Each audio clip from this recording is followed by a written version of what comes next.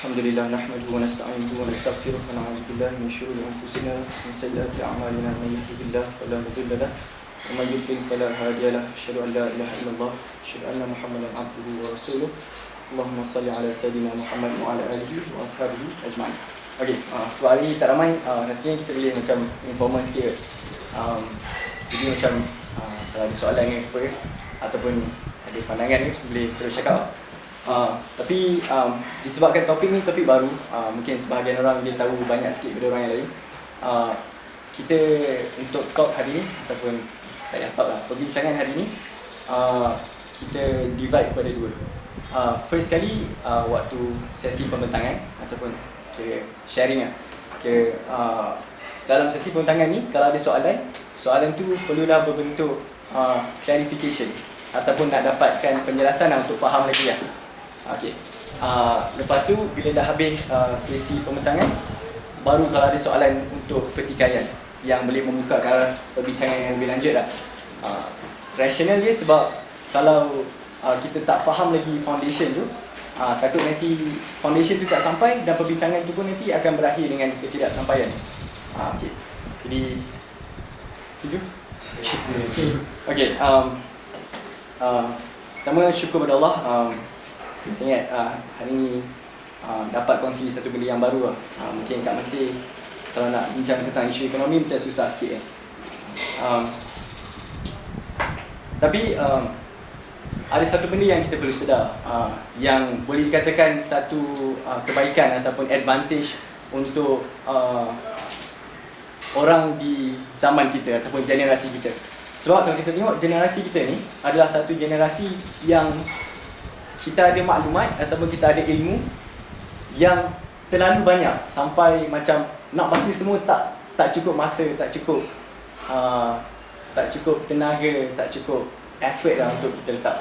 Sebab kalau kita tengok orang yang zaman dahulu, kalau nak tuntut ilmu, satu nak kena travel daripada satu tempat ke satu tempat yang lain.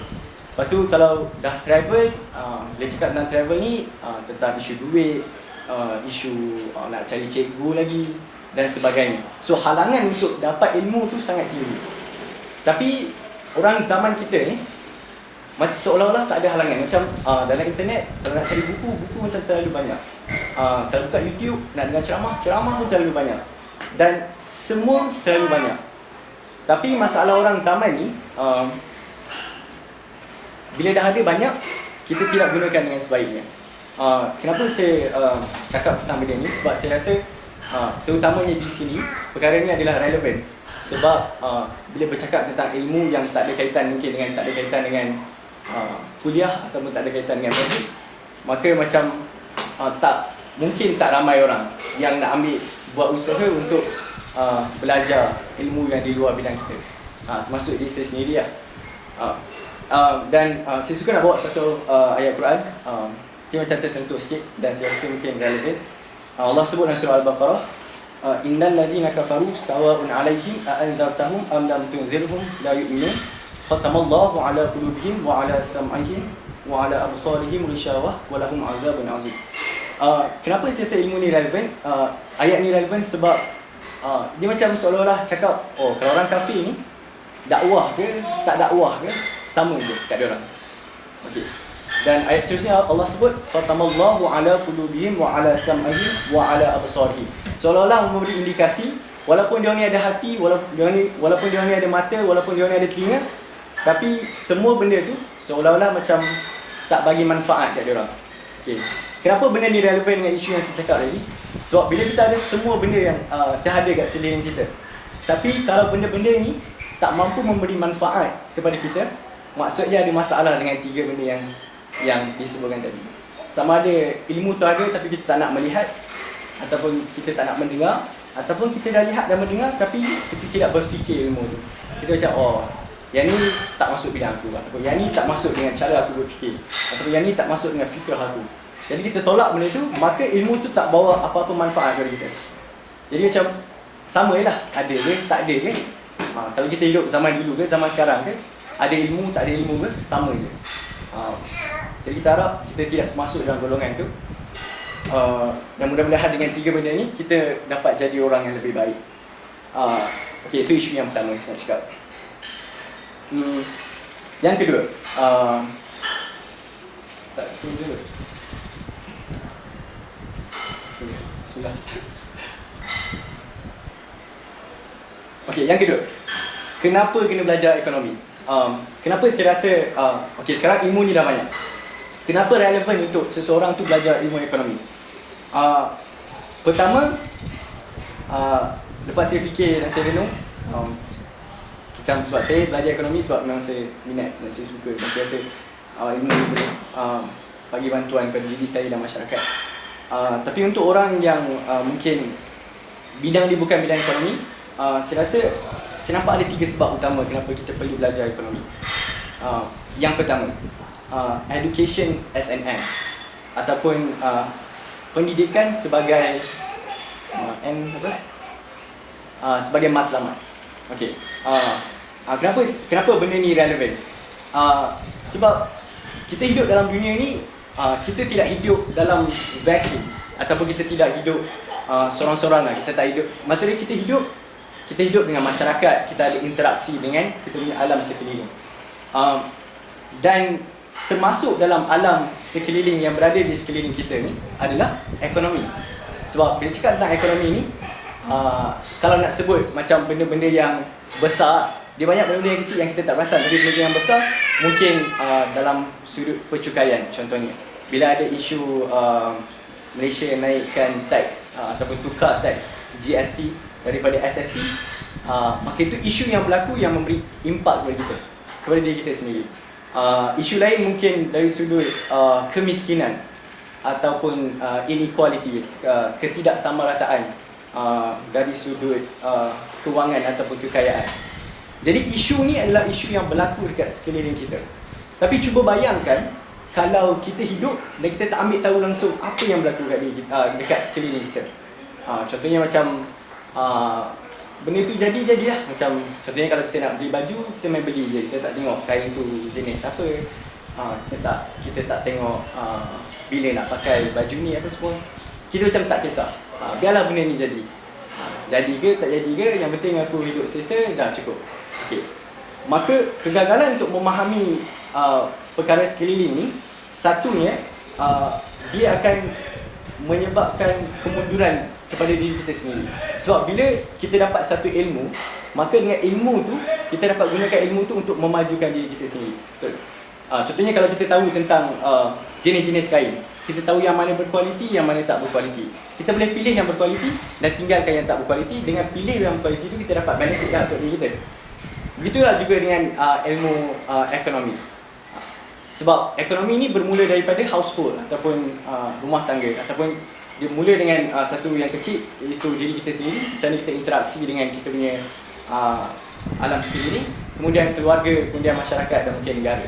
Tapi orang biasa cakap tentang isu ekonomi, dia terus jump kepada negara dan dia tak lihat relevannya ekonomi itu pada diri dia. Jadi sebab yang pertama, sebab untuk kita faham keadaan sekeliling. Kerana itulah function kita hidup dalam dunia ni kan. Kalau kita tak faham, maka tak gunalah kira apa yang berlaku kat sekeliling kita. Sebab yang kedua, kerana kita ada hak dan tanggungjawab kepada masyarakat kat sekeliling kita. Sebab dunia ni telah berubah daripada satu dunia yang boleh katakan social structure ataupun binaan sosial. Binaan sosial yang boleh kata sangat mudah. Macam aku hidup dengan family aku, orang lain mungkin duduk dalam gua lain, orang ni duduk dekat tempat lain. Lepas tu semua orang buat hal masing-masing. Tapi dunia telah develop ataupun telah berkembang daripada hidup yang bermula secara individu, kemudian macam komunal ataupun perkampungan yang kecil-kecil kepada membentuk satu negara. Dan para ahli falsafah pun telah berbincang tentang isu ni, dan isu ni dipanggil sebagai social contract. Kalau tengok antara ahli falsafah yang terkenal, antaranya Thomas Hobbes ataupun John Locke, yang cakap tentang social contract. Tapi kebanyakan daripada kita ni, bila kita lahir je, kita telah berada dalam masyarakat. Maksudnya kita tak ada conscious effort ataupun kita tak buat keputusan dengan akal kita yang kita nak join masyarakat. Tapi kita lahir-lahir terus ada dalam masyarakat. Jadi sebahagian filosofer cakap bila kita dah ada dalam masyarakat ni, kita hilang sebahagian hak dan kita ada sebahagian tanggungjawab. Dan salah satu tanggungjawabnya adalah untuk memperjuangkan perkara yang hak demi masyarakat kita. Okey, sebagai contoh, kalau kita tengok, boleh kata isu yang relevan bila GST berlaku di Malaysia. Kita tengok ada grup yang buat bantahan, ada grup yang bersetuju. Okey, macam mana kita nak tahu yang mana adalah keputusan yang lebih baik kalau kita tidak mempunyai ilmu tentang ekonomi? Sedangkan perkara itu memberi kesan kepada kita semua, kan? Bila kena bayar tax, bila kena bayar GST, bila beli, kena bayar untuk sesetengah barang, kan? Tapi saya tak bincang lah yang mana betul, yang mana tak betul. Tapi saya cakap benda itu beri kesan kepada kita. Dan kalau kita buat keputusan yang salah ataupun keputusan yang tidak berasaskan hujah yang kuat dan bernas, maksud dia kita telah buat satu kezaliman bukan sahaja pada diri kita tapi pada masyarakat yang hidup di sekeliling kita.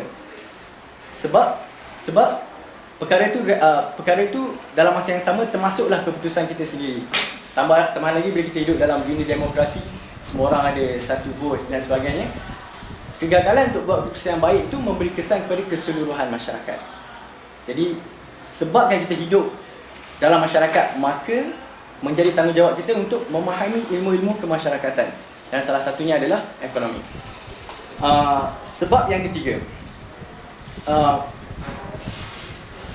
kita kalau selalu dalam tazkirah ataupun dalam perbincangan agama, orang selalu sebut tentang hablum minallah wa hablum minan nas, iaitu hubungan dengan Allah dan hubungan dengan sesama manusia. Jadi berdasarkan poin yang pertama dan poin yang kedua yang disebut tadi, maka hubungan dengan manusia itu pun menjadi tanggungjawab kita sama lah. Maksud dia hubungan kita dengan Allah, dari sudut ibadah dan sebagainya, dan hubungan kita dengan manusia yang lain. Kalau kita tengok dalam syariat Islam, dia tak limited untuk macam pergi masjid kemudian habis agama kita dalam masjid je. Tapi agama kita merupakan agama yang menyeluruh, ataupun orang cakap syari hidup. Dan disebabkan hubungan sesama manusia tu yang saya cakap ni telah berkembang dan menjadi lebih kompleks ataupun lebih kompleks lah. Maka untuk memenuhi tuntutan untuk membuat hubungan yang baik dengan sesama manusia, maka kita perlu belajarlah ilmu-ilmu yang melibatkan manusia yang lain. So antaranya adalah ekonomi. Okay. 3 sebab. Okey, sekarang kita cuba tengok pula apa sebenarnya ekonomi dan apa sebenarnya yang bila kita cakap ekonomi ni, apa problem ataupun matlamat utama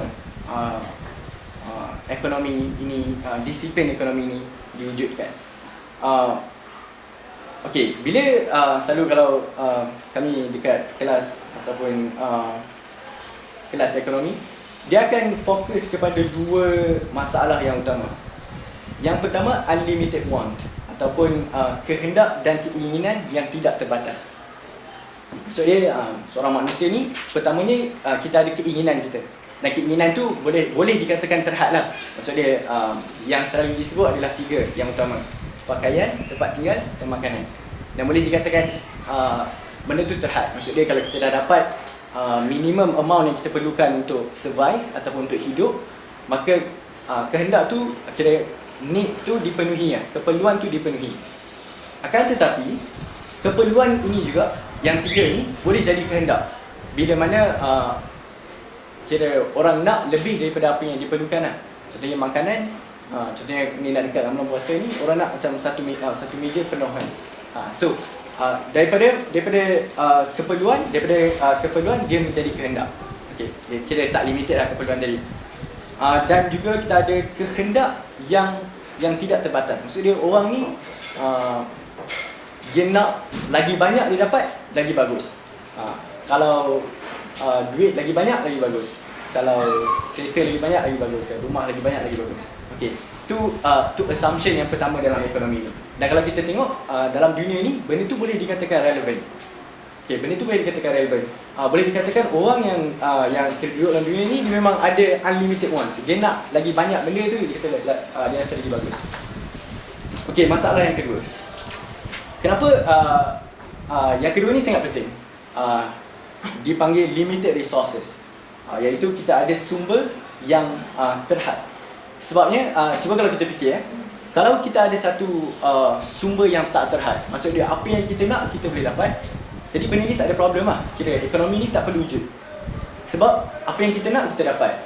Kalau orang tak ada orang miskin, sebab semua orang boleh dapat apa yang dia nak. Kalau orang ni nak duit, dia dapat duit. Kalau orang ni nak makan, dia dapat makan. Kalau orang ni nak pakai yang lagi banyak, dia dapat pakai yang lagi banyak. Maka ekonomi tak perlu wujud. Sebab kita tak adalah problem yang kita nak solve tadi. Tapi masalah yang kita ada sekarang, kita ada the problem of scarcity. Scarcity ni kiranya terhasil daripada dua masalah yang saya sebutkan tadi. Iaitu yang pertama kita ada unlimited wants and need, dan yang kedua kita ada limited resources. Jadi disebabkan gabungan kedua-dua ni, maka kita ada masalah sekarang. Kita ada contohnya phone ni ada 2. Tapi orang ada 5 yang nak telefon bimbit. Jadi macam mana kita nak selesaikan masalah? Itu adalah masalah yang dibincangkan dalam ekonomi. Ada banyak takrifan untuk ekonomi, tapi yang famous ataupun yang boleh kata kebanyakan ekonomi bersetuju, pakar-pakar ekonomi bersetuju, ialah the study of production.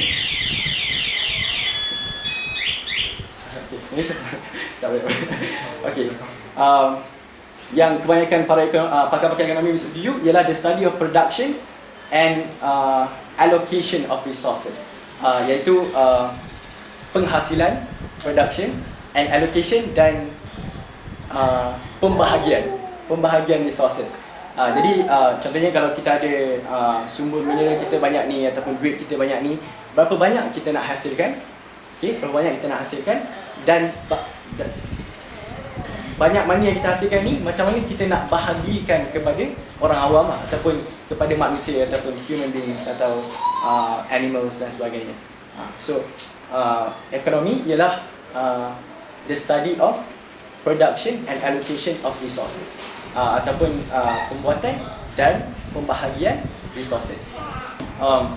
Okay, dan bila cakap tentang ekonomi ni juga, perkara yang pertama yang perlu terlintas dalam kepala kita semua ialah kita bercakap tentang human behaviour ataupun tindak tanduk dan tingkah laku manusia.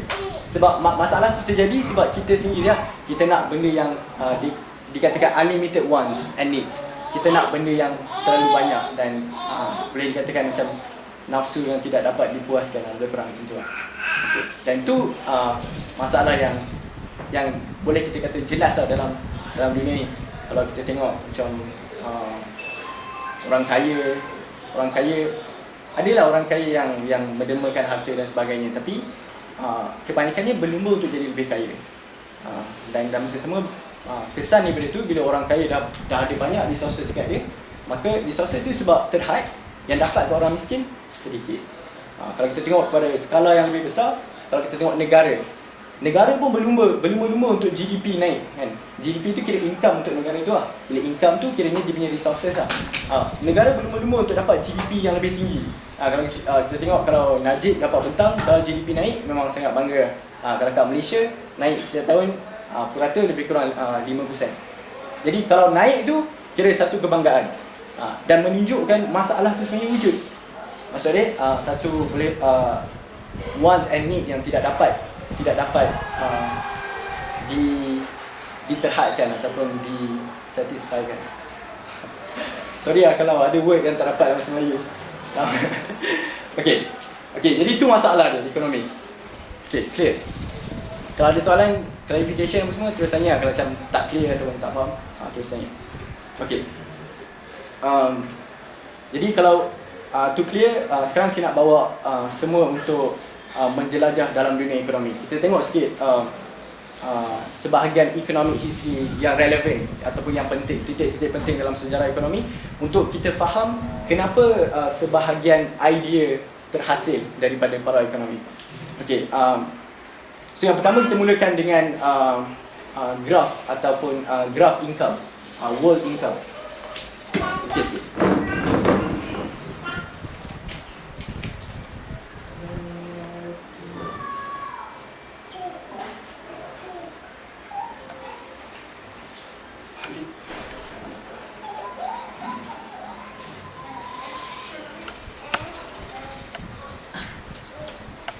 Okey, selalu kalau anda Google ke ataupun cari maklumat ni baik.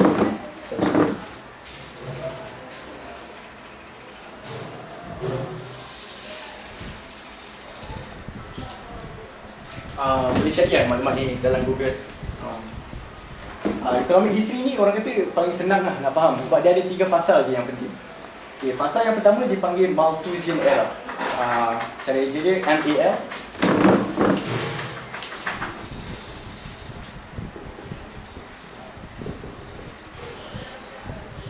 Okay. Malthusian era. Malthusian era ni, Malthus ni atas nama seorang individu ataupun ekonomi, nama dia Robert Malthus. Dia adalah orang yang kira mengeluarkan teori yang menjelaskan kenapa pada zaman ni income, world income ataupun pendapatan dunia kira digabung semua negara lebih kurang sama je, macam naik turun, lebih kurang stagnan dia panggil, lebih kurang constant. Okay. Era yang kedua, zaman ni zaman world income start untuk naik exponentially. So zaman ni dipanggil Industrial Revolution. Rasa kita semua belajar dalam sejarah. Jadi zaman ni digunakan aplikasi teknologi dan berlaku perubahan dalam struktur ekonomi daripada agrarian economics kepada industrial, daripada pertanian kepada perindustrian. Dan kemudian yang ketiga dipanggil Great Divergence ataupun diverge. Mencapai. Okey, pencapahan income lebih kurang lah. Jadi walaupun kita tengok income dunia naik macam exponentially, maksudnya naik dengan mendadak, tapi era tu dinamakan Great Divergence sebab yang naik tu sebahagian country je, macam sebahagian negara je. Tapi ada sebahagian negara lagi yang masih hidup dalam kemiskinan dan sebagainya. Tapi overall kalau tambah semua dia akan naik macam tu. Okay. Era yang ketiga ni dinamakan Great Divergence. Dan ada sebahagian para pakar ekonomi yang gabung kedua-dua era ni sebab dikatakan Industrial Revolution ni lah yang menyebabkan Great Divergence. Sebab ilmu tu tidak tersebar kepada semua lah. Maksudnya ada certain negara je yang dapat enlightenment, kemudian dengan ilmu yang dah dapat tu diorang berkembang, ekonomi tu berkembang. Okey. Okey. Habis ni kira boleh menjadi pakar ekonomi lah. Ada. Okey. So yang pertama, individu yang sangat penting, dia dipanggil the father of modern economics. Namanya Adam Smith. Dia tulis satu buku yang sangat penting yang boleh dikatakan rujukan utama lah untuk student ekonomi dan pakar ekonomi dan sebagainya, The Wealth of Nation. Tajuk tu panjang je lah, tapi orang selalu singkatkan The Wealth of Nation. Lahir pada tahun 1723, mati pada tahun 1790. Dia Scottish, Scotland, berasal daripada Scotland. Kenapa individu ni sangat penting? Dia adalah antara orang yang lay foundation ataupun meletakkan asas untuk pengajian ekonomi.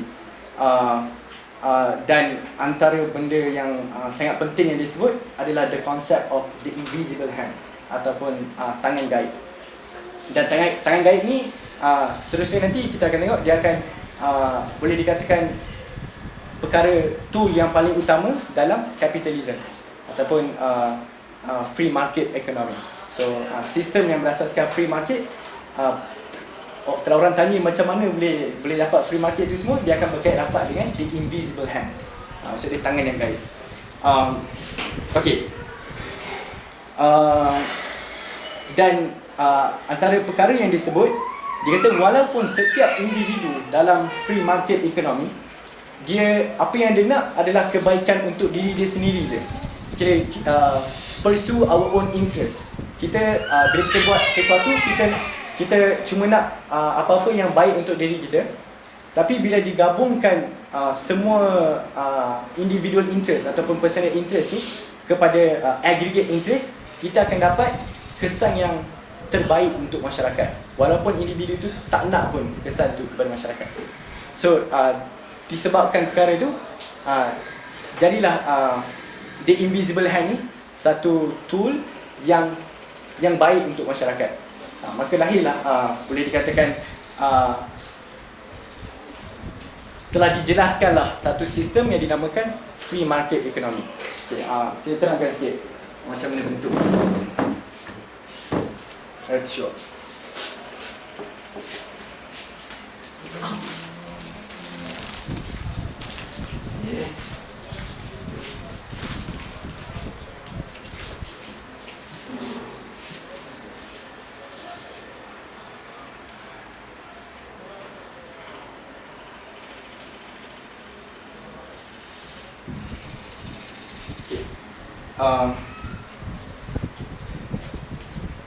Free market no.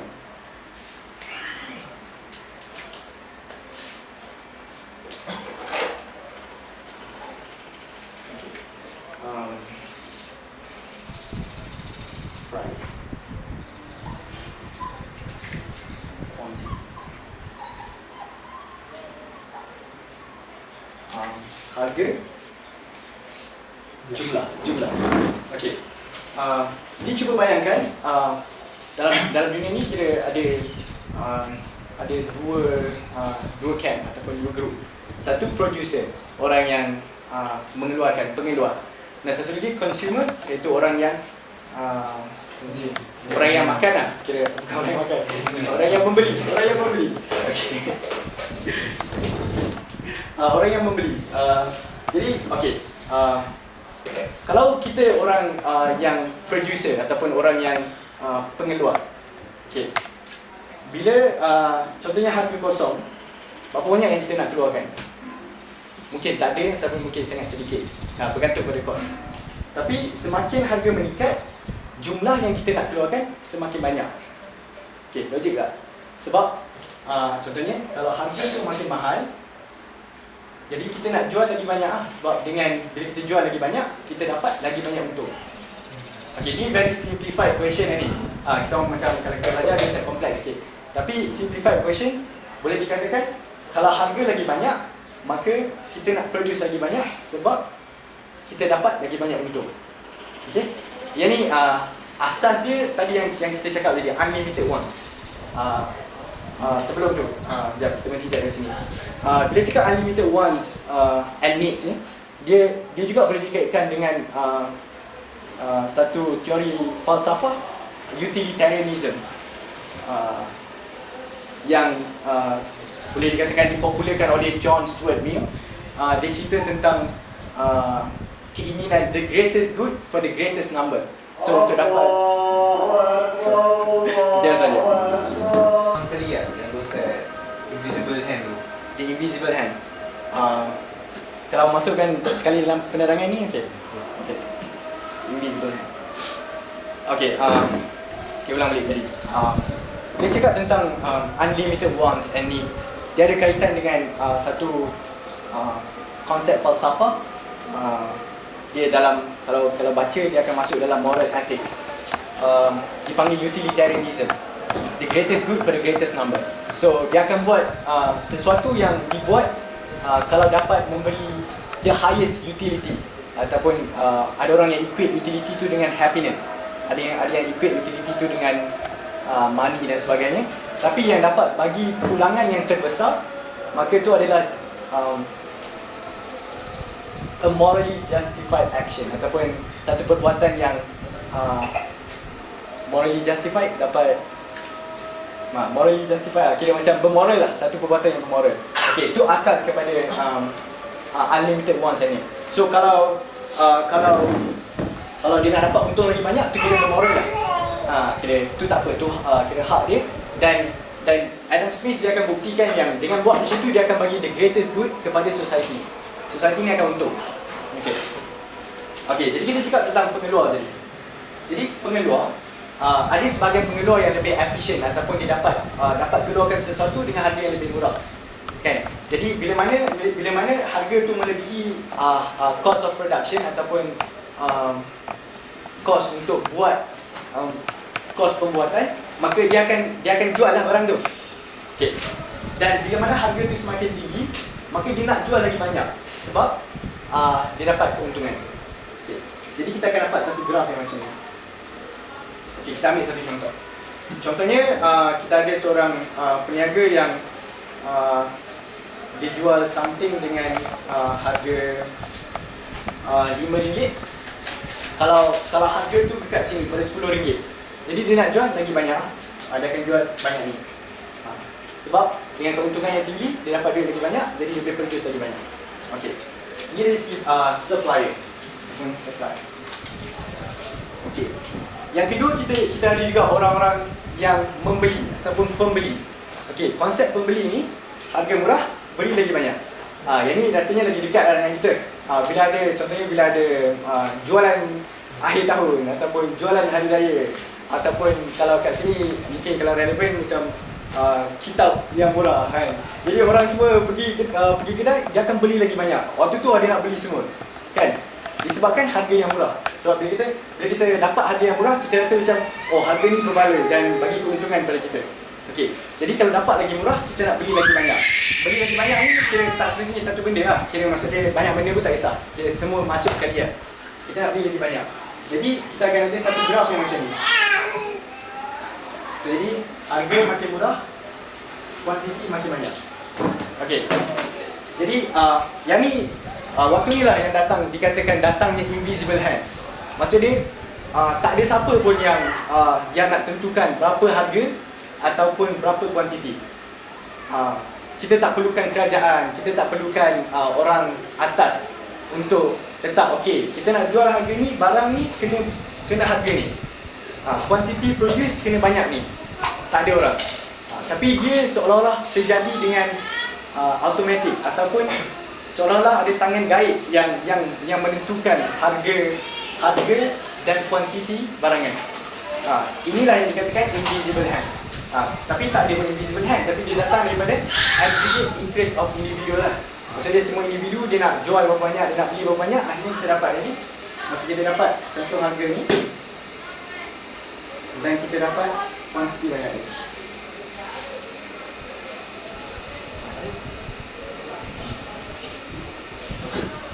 Dan inilah yang memandu production and allocation of resources. Jadi berapa banyak nak produce? Kalau satu kan tadi kita cakap lah, kita tak tahu berapa banyak kita nak produce, dan macam mana kita nak bahagi kepada orang. Dia kata kita biar je. Setiap individu dia ada dia punya capital sendiri. Dia akan tentukan berapa banyak nak produce, berapa banyak macam mana nak allocate. Jadi yang produce ni adalah supplier yang paling efisien lah. Kira contohnya kalau orang tu, kalau dia nak produce satu barang, harga dia RM10 kan? Harga dia RM10, jadi dia tak produce lah. Sebab harga sekarang ni katalah RM5. Faham tak? Maksudnya kalau kita letak harga kat sini RM5. Okay, kita ada dua supplier. Satu supplier A dan supplier B. Ni katakan untuk satu barang. Imagine untuk satu barang. Supplier A, bila dia buat satu barang, barang tu harga dia kos pembuatan tu katalah RM3. So dia ada kat sini RM3. A. Okey, supplier B katalah RM7. RM7. Jadi bila harga dia RM5, yang akan jual supplier A. Betul. Kan? Dan keuntungan yang dia dapat RM2. Okey. Jadi orang yang dapat jual adalah orang yang paling efisien. So orang yang kira masuk efisien ni, kira dia lah yang terbaik dalam pembuatan tu lah. Maksud dia ada teknologi yang baik ataupun dia ada teknik yang baik.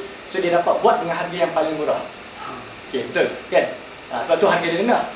Contohnya ni macam contoh simple lah. Kalau kita tengok kalau orang pertanian, Kalau dia guna binatang dengan mesin, orang yang guna mesin tu harga dia mesti lebih rendah daripada orang yang guna binatang. Mesin tu sebab lebih efisien lah, contohnya dapat cangkul tanah lebih panjang dan lebih lama, dan sebagainya. Okay. Jadi orang yang produce adalah orang yang paling efisien. Okay. Dalam masa yang sama, orang yang beli adalah orang yang meletakkan harga pada barang tu paling tinggi. Sebab setiap individu ni bila dia tengok satu kan, contohnya dia tengok air ni, kita akan meletakkan harga yang berbeza pada air ni. Betul? Contohnya kalau ada seorang dia baru habis mengembara di padang pasir yang sangat luas.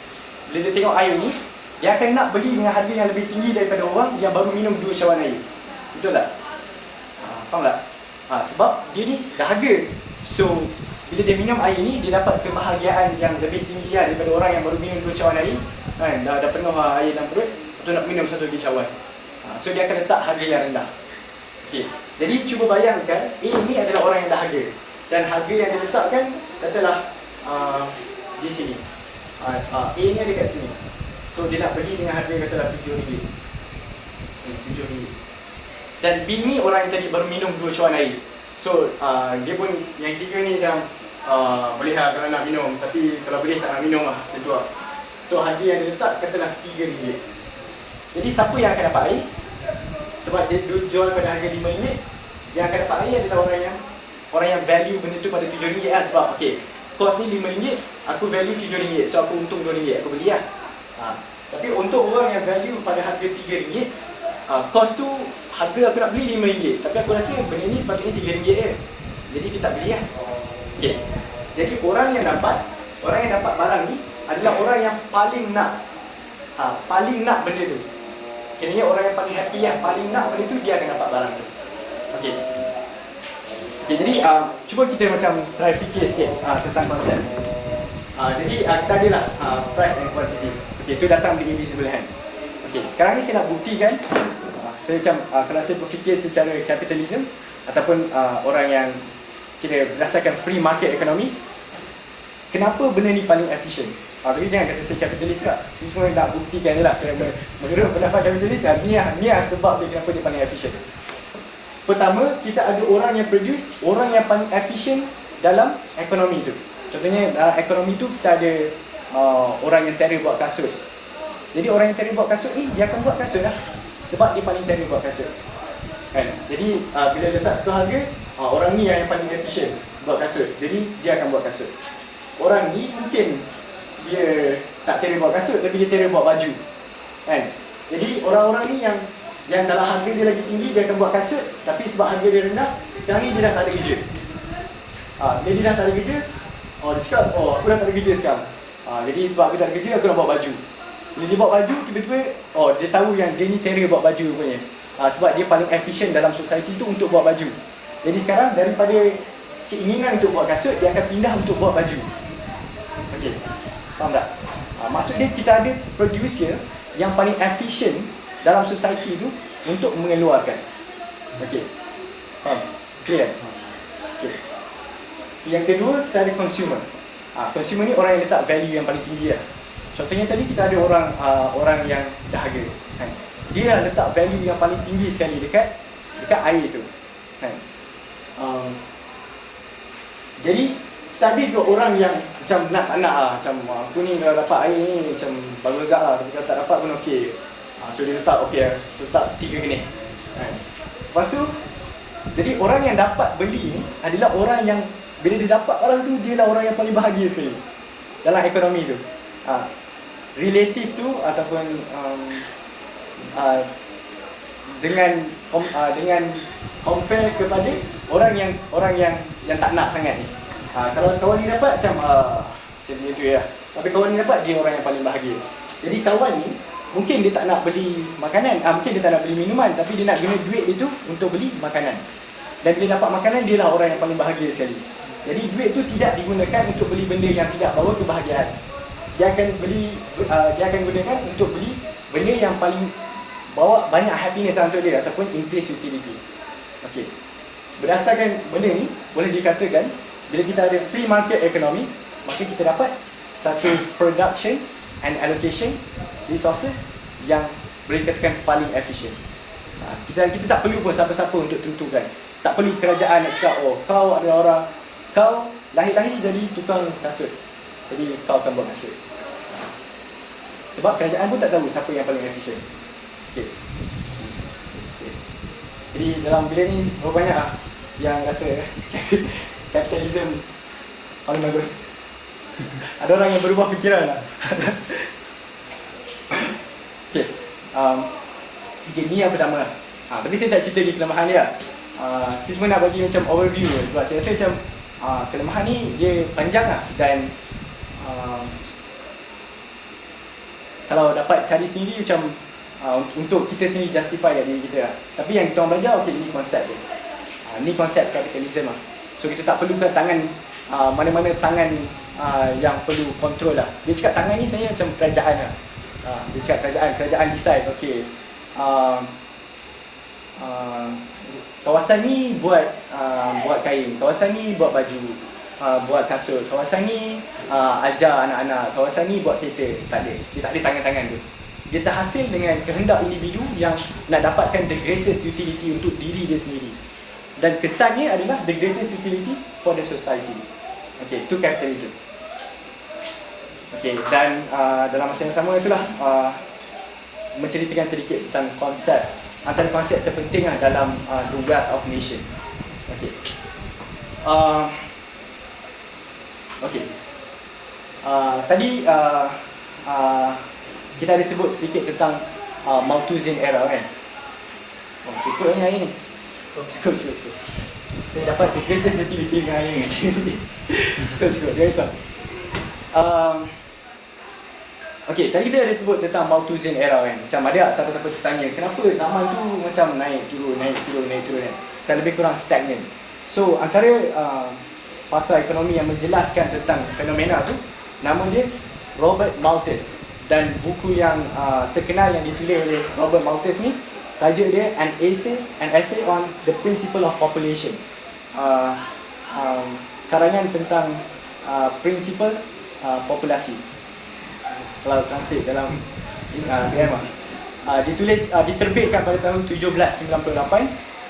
Robert Malthus ni lahir pada tahun 1766, kemudian mati pada tahun 1834. Merupakan pakar ekonomi yang lahir di Great Britain, English. Dia seorang English lah. Okay. Dan dia terangkan kenapa benda ni berlaku.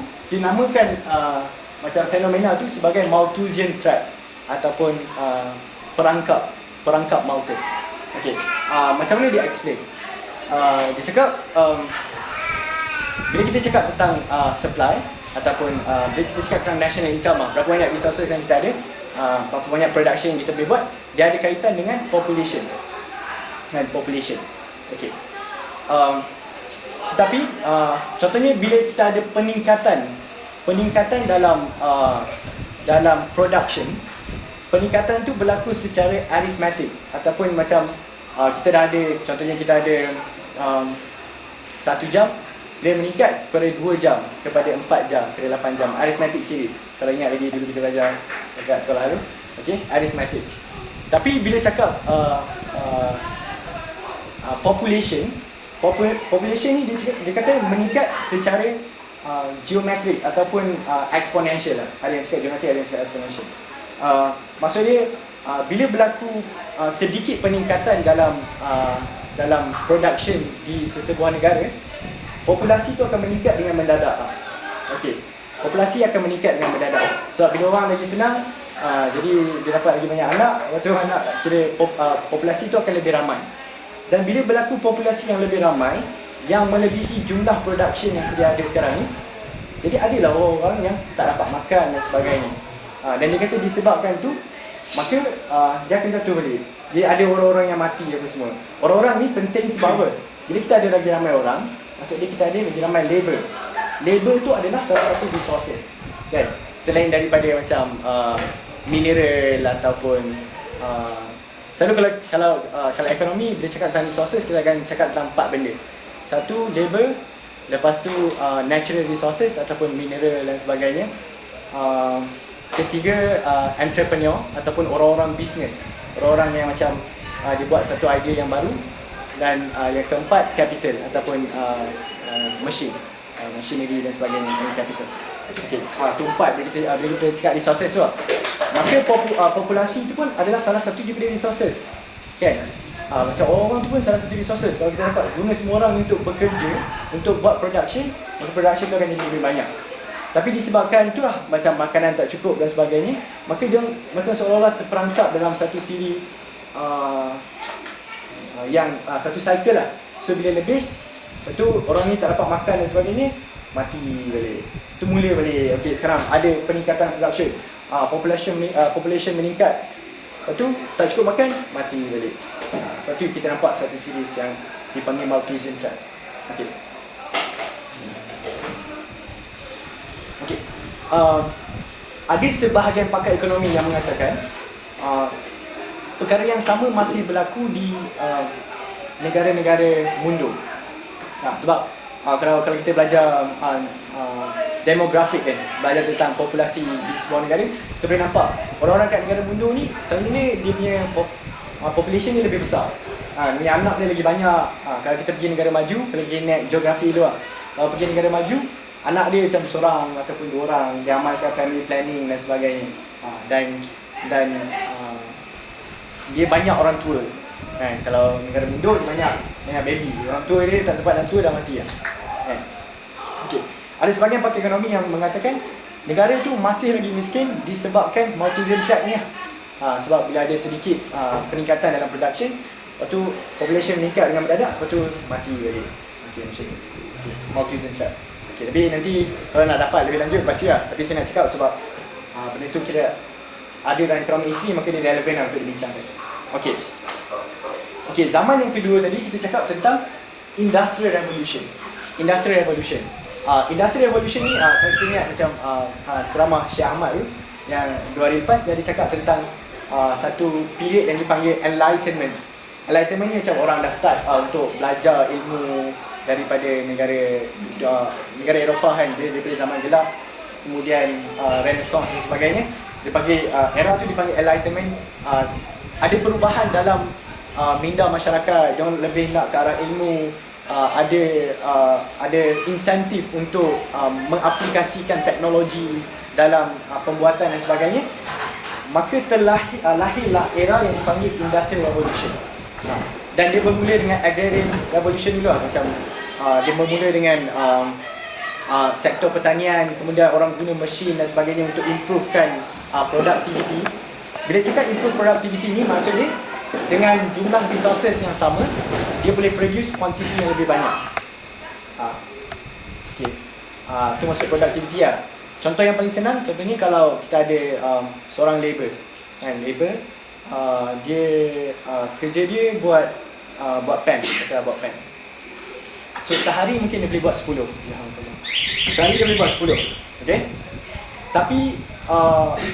Tapi contohnya ada increase in productivity ataupun kita letak satu teknologi kan, guna mesin. Bila buat mesin dia dapat buat 40, tapi labor satu juga. Maksudnya ada peningkatan dalam productivity. Kalau tak payah sebut math dia. Kalau math dia macam goods divide by resources ataupun output divide by input. Jadi dengan satu input kalau dapat lebih banyak, maksudnya productivity itu meningkat lah. Okay. Maka benda itulah yang berlaku pada zaman Industrial Revolution. Kalau dulu macam production boleh meningkat sikit-sikit ya, disebabkan nak bergantung pada jumlah manusia yang ada dan sebagainya, teknologi. Tapi disebabkan perubahan kepada ilmu, orang lebih dekat kepada ilmu dan sebagainya, dan dalam masa yang sama masuk teknologi dan sebagainya, maka berlaku peningkatan dalam productivity dan kita dapat nampak production ataupun income tu meningkat. Maksudnya dengan resources yang ada dekat muka bumi ni apa semua, dia boleh extract lagi banyak guna mesin apa semua, maka income, world income meningkat. Okay, walaupun ni tak relevan lah. Tapi kalau kita tengok dalam Quran pun, benda yang pertama sebut, ayat yang pertama yang diturunkan kepada baginda Nabi sallallahu alaihi wasallam, Iqra, kan, bacalah, kan. Seolah-olah memberi indikasi kepada keperluan untuk menuntut ilmu tu, untuk dapatkan level Iqra bismi rabbikal ladzi khalaq, khalaqal insana min 'alaq, Iqra wa rabbukal akram. Kan, dengan apa? Seolah-olah dengan ilmu tu kita akan dapat capai lah untuk kita memuliakan Tuhan. Sebab kalau tak ada ilmu, sampai je agama kepada kita tapi kita sendiri pun tak faham, kan? Main ikut je dan sebagainya, maka rasa macam appreciate kepada Tuhan tu mungkin kurang sikit, kan? Mungkin hasil ikutan dan sebagainya. Tapi contohnya kalau seorang doktor, dia belajar dan apa yang dia belajar tu seolah-olah dengan apa yang dia belajar tu dia dapat tahu tentang keajaiban ataupun kehebatan Tuhan dalam penciptaan manusia. Dengan ilmu tu dia akan lebih dekat dengan Tuhan. Sama juga dalam dunia ni lah.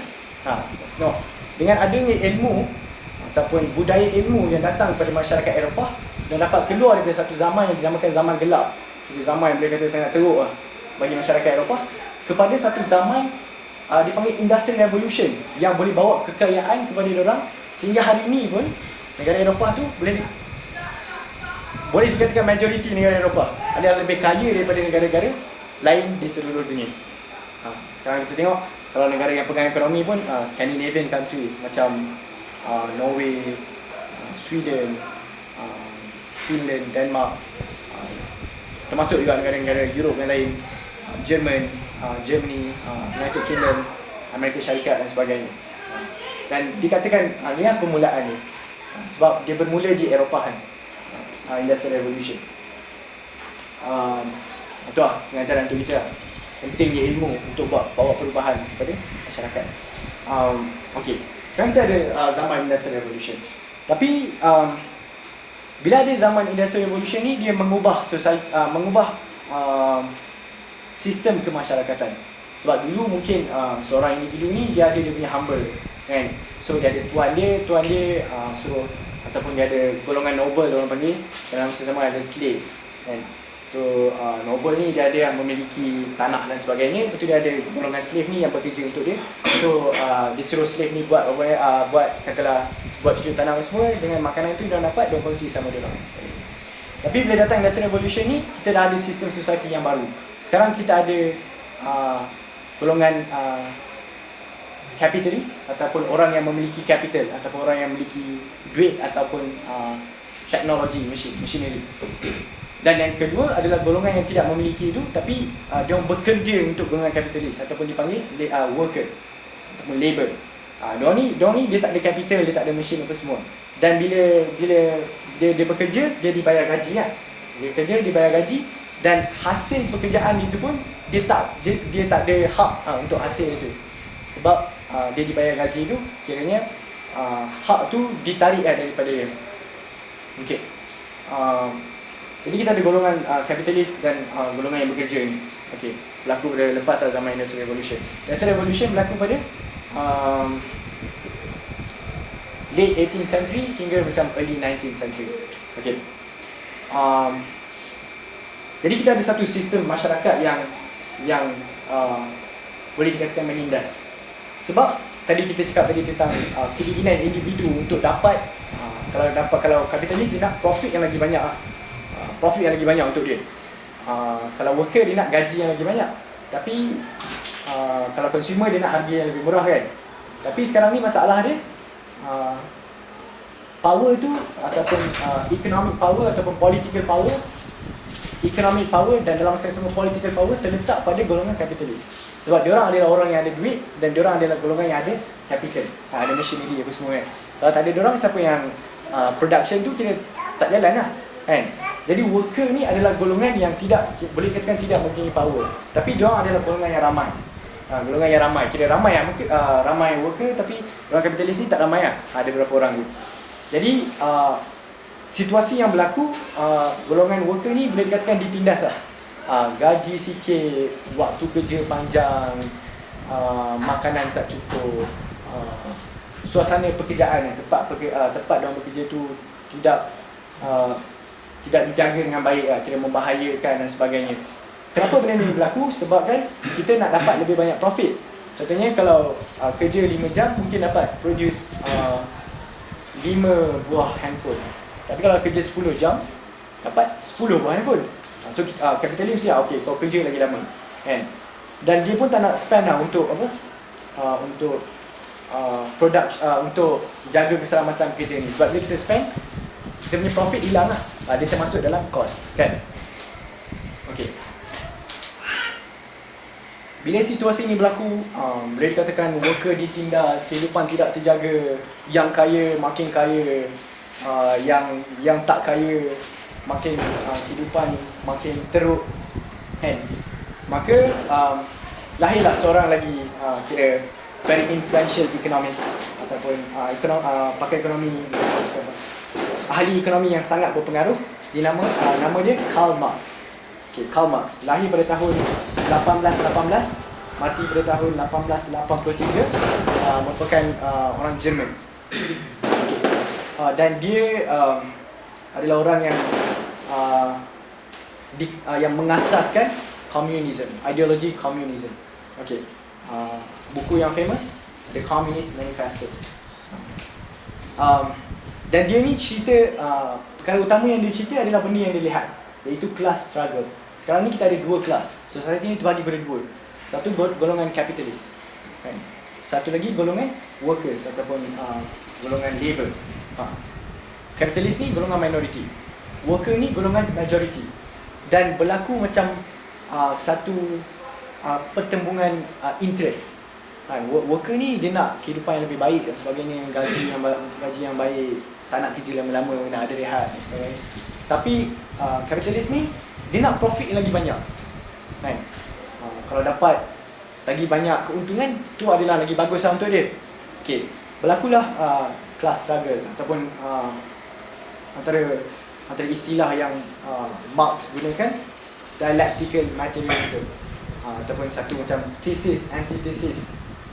Disebabkan dua ni dia tak compatible lah. Macam kalau ada dua golongan ni, dia tak compatible, dia tak boleh hidup sekali lah. Dan dia jangkakan satu hari nanti kapitalisme ni akan jatuh lah, disebabkan pertembungan kelas ni, kan. Dan idea dia adalah untuk ni idea ekonomi, bukan idea politik dia lain. Idea ekonomi dia adalah untuk kita ada central planning, ataupun kerajaan tu yang merancang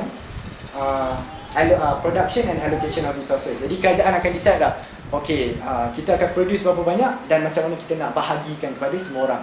Contoh, kalau kita fikir, contohnya, okey, dalam bilik ni ada berapa orang? 1 orang, 2 orang, 3 orang, 4 orang, 5 orang, 6 orang, 7 orang, 8 orang, 9 orang, 11, 12. Okey, ada 12 orang. Okey, so jadi kita akan ada 12 orang nak kena makan roti dan susu, kan. Jadi kita tak ada yang macam tadi, kita ada macam golongan kaya dan golongan miskin, kan. Orang kaya ni mungkin boleh makan besar, orang miskin ni tak ada makanan. Tapi sekarang ni, okey, kita nak bagi keadilan kepada semua. So kita rancang, kita buat 12 roti, 12 susu, dengan berapa banyak income yang kita ada ni. Dan bila kita ada ni, kita bahagikan kepada semua orang. Okey, kau ambil 1 roti, 1 susu, kau ambil 1 roti, 1 susu, apa semua. Dia adalah cara dia sendiri, kan, central planning. Tapi itu sebagai contoh. Okey, maka lahirlah idea ekonomi dia dipanggil socialism. Socialism. Tadi capital tu berdasarkan duit, kan. Capitalism, capitalism. Sekarang ni social, berdasarkan social ni masyarakatan lah, socialism. Okey, lahirlah ideologi Karl Marx. Kira orang yang sangat kontroversi lah. Tapi malangnya Karl Marx ni antara orang yang banyak disalah fahami. Sebab kita macam tak nampak ideologi Karl Marx ni dipraktiskan sebagaimana yang digambarkan oleh Karl Marx. Sebab pada tahun 1917 berlaku Russian Revolution, revolusi Rusia. Iqbal tahu kan, power history. Okay, berlaku Russian Revolution 1917. Dan antara tokoh dia Lenin. Dan Lenin ni adalah orang yang sangat terpengaruh dengan Karl Marx ni. Tapi untuk dapatkan kuasa dan sebagainya, dia bawa macam his own version of Marxism lah. Dan pada sejarawan pun dia tak namakan benda tu Marxism, dia namakan Leninism. Tu ada lah macam persetujuan dan persetujuan. Kalau nak baca boleh lah, sama baca kan. Okey, berlakulah Russian Revolution. Dalam masa yang sama, kan, berlaku juga The Great Crash, stock market crash pada tahun 1929. Ada yang cakap bermula pada tahun 1928 dan sebagainya. Benda ni stock market ni kiranya asas kepada kapitalisme. Sebab stock market ni penting untuk dia distribute capital kan. Contohnya macam orang yang ada duit lebih, dia akan beli saham kan. Di saham tu untuk penggunaan syarikat lah. Syarikat tu guna untuk production kan. Jadi bila stock market crash ni, antara punca dia adalah speculation. Orang nak duit lagi banyak tapi orang tak nak kerja dan sebagainya. Maka harga saham naik dengan tinggi tapi tidak ada asas kepada company lah. Selalu harga saham ni kalau naik, mesti sebab company tu makin bagus. Tapi ni harga naik sebab speculation. Sebab demand makin tinggi tapi tak ada asas yang kukuh. Jadi tahun 1929, stock market crash. Dan crash tu berlarutan. Sehingga dipanggil The Great Depression, 1930s. Ada perdebatannya. Ada yang kata disebabkan kelemahan kerajaan untuk keluarkan money supply. Ada yang kata sebab waktu tu tak ada economic stimulation ataupun orang macam hilang kepercayaan terhadap ekonomi, orang tak nak spending dan sebagainya. Itu kalau nak baca boleh baca. Disebabkan berlaku ni, ada sebahagian golongan masyarakat yang semakin hilang kepercayaan kepada sistem kapitalisme ni. Yang dulunya dibanggakan sebab Industrial Revolution, tapi benda ni berlaku orang semua jadi takut kan. Macam kenapa benda ni berlaku. Memang waktu tu adalah satu zaman yang teruk lah, sebab orang tak ada duit, makan semua tak ada dan sebagainya. Dan disebabkan tu jugalah dan dalam masa yang sama kita ada tadi the rise of communism kan, baru kat Russia. Dan sebab tu lepas tu kita tengok ada expansion of communist ideology. Sebab tu kita lepas tu kita ada Soviet Union dan kita ada USSR. Dan dia ada dekat Eastern European dan sebagainya.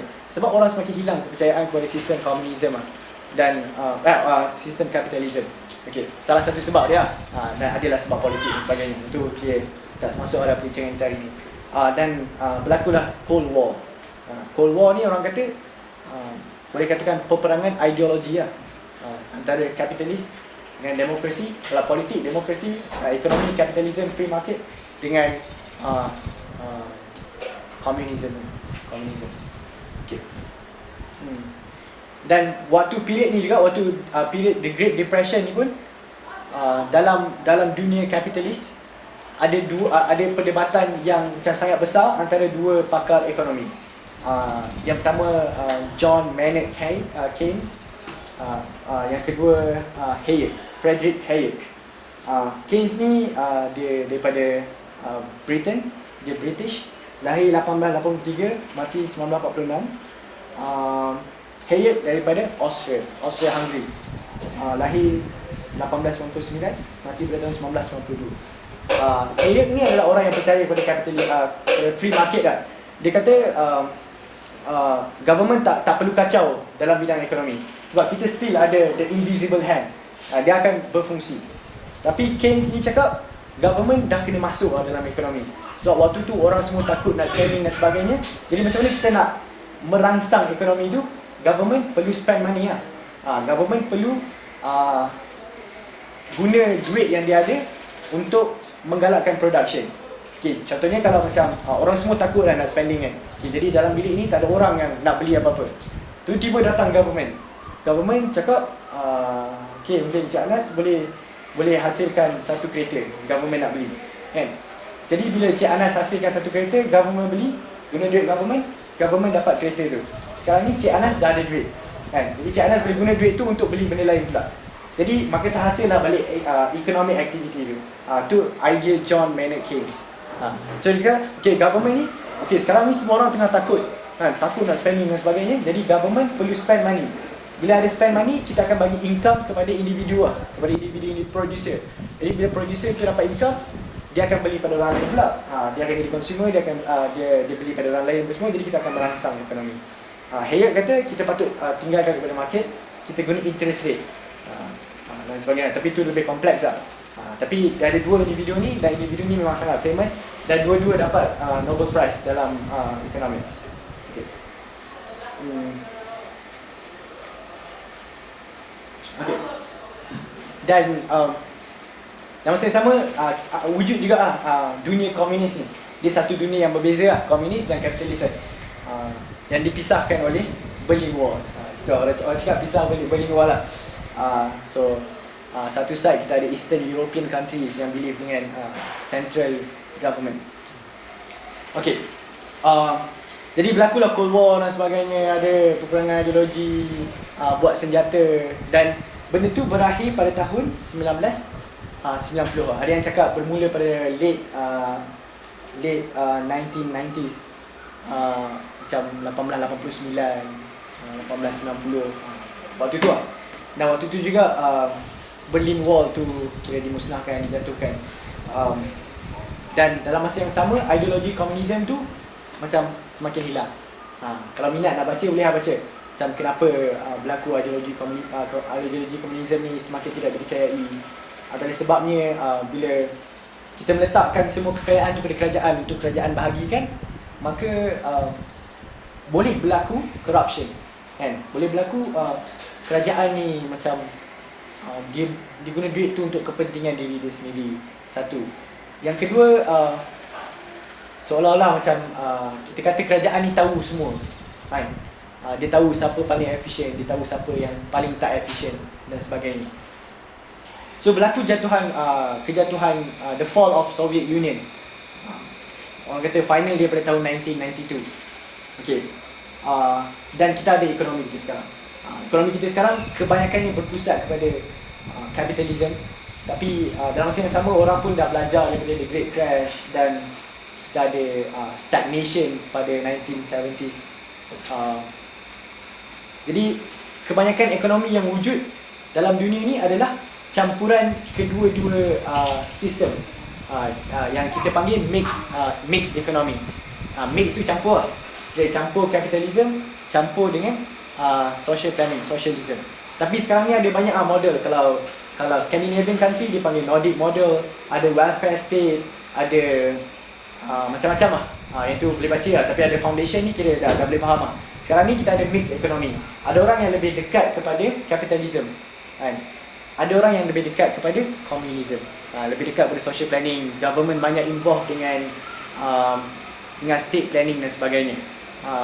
Macam sama ada juga negara-negara yang dia paling tak nak negara ni, government dia involved dengan ekonomi. Dan benda ni juga mempengaruhi politik dunia. Sebab kalau kita tengok dekat parti utama dekat United States, ada Democrat and Republican. Kan? Republican lebih cenderung pada government ni tak involved, jangan tax banyak-banyak, tax sikit-sikit je. Tapi Demokrat ni lebih kepada okey, kerajaan ni bertanggungjawab pada rakyat. So dia ada Obamacare dan sebagainya. Kalau dekat UK kita ada Conservative dengan Labour Party. Labour ni mewakili pekerja lah. So yang dia nak bawa kira kita ni kena jaga pekerja, kita kena protect diorang dan sebagainya. Conservative ni orang yang kira macam orang yang tak percaya dengan apa kerajaan kontrol semua benda. Dia lebih nak galakkan bisnes dan sebagainya. Okey. Yang kita cakap pentingnya ekonomi ni, kan? Kira sampai mempengaruhi politik dan sebagainya. Dan even kat Malaysia sekarang, benda ni relevan. Bila ada isu ekonomi, orang macam very sensitive lah. Macam kalau cakap kalau nak demokrasi dan sebagainya, macam kadang-kadang orang tak rasa kepentingan untuk dia terlibat. Tapi bila cakap GST, orang terasa. Sebab duit tu duit dia, kan, ekonomi kan. Jadi dapatlah kombinasi kedua-duanya, kan. Dan kalau kita faham satu-satu sistem, maksudnya kita boleh mengambil benefit daripada kedua-dua sistem. Kalau kita faham sistem kapitalisme, kat mana dia bagus, kat mana dia tak bagus. Kalau kita faham sistem socialism, kat mana dia bagus, kat mana dia tak bagus, kita boleh ambil advantage from the two systems, kan. Kita boleh ambil. Dan antara negara yang sangat berjaya adalah Scandinavian countries. Dia ada Nordic model. Boleh kalau minat nak baca. Okey. Tu lah economic history. Yang tu yang nak cakap pasal ekonomi. Yang terakhir mungkin sebab ni saya rasa kita sebagai orang Islam dia ada kaitan dengan kita, iaitu Islamic economics. Islamic economy. Ekonomi Islam. Jadi kat mana nak datang ekonomi Islam ni? Ramai orang salah faham tentang skop perbincangan bila kita cakap tentang ekonomi Islam. Orang selalu dia ada finance, accounting dengan ekonomi adalah benda yang berbeza. Finance, bila kita cakap tentang kewangan, dia lebih berbicara tentang capital ataupun duit. Duit tu sendiri. Macam contohnya satu company ni, macam mana dia nak biaya dia punya production, dia nak keluarkan bond ke, ataupun dia nak ambil saham ke, dia nak jual company dia, tu kewangan, finance. Means to finance a company or a country. Macam financing lah, macam kalau kita macam nak beli rumah kan, kita macam mana kita nak finance rumah ni lah, macam mana kita nak biaya kita punya pembelian rumah ni. So to finance. Tapi bila cakap accounting ni, dia lebih ke arah credit and debit lah. Contohnya satu company ni, ataupun contoh kita lah, beasiswa kita dapat, contohnya banyak ni, katalah RM1,000 kan, RM1,000. Lepas tu berapa banyak kita spend, tu lah debit and credit. Berapa banyak masuk, berapa banyak keluar, tu accounting. Tapi ni very general lah, bukanlah kata definisi yang betul lah, yang cari boleh lah kalau berminat. Tapi bila cakap tentang ekonomi ni, dia adalah benda yang lebih besar. Dia tentang human behaviour, production and allocation of resources. Tentang tingkah laku manusia dan macam mana kita nak guna resources yang kita ada ni. Katalah duit kita RM10, macam mana kita nak guna dan macam mana kita nak bahagi-bahagikan. Tu ekonomi. Okay. Jadi bila cakap tentang ekonomi Islam ni, orang selalu cakap tentang bank Islam, Islamic banking dan sebagainya. Jadi kadang-kadang benda tu macam tidak secara langsung membincangkan tentang masalah ekonomi. Jadi itu perkara yang salah faham yang kita kena elakkan. Jadi saya nampak ada dua tempat yang paling besar yang ekonomi Islam boleh mempengaruhi dalam dunia ekonomi. Saya suka baca seorang kira ahli ekonomi, nama dia Monzer Khaff, Monzerkhaf.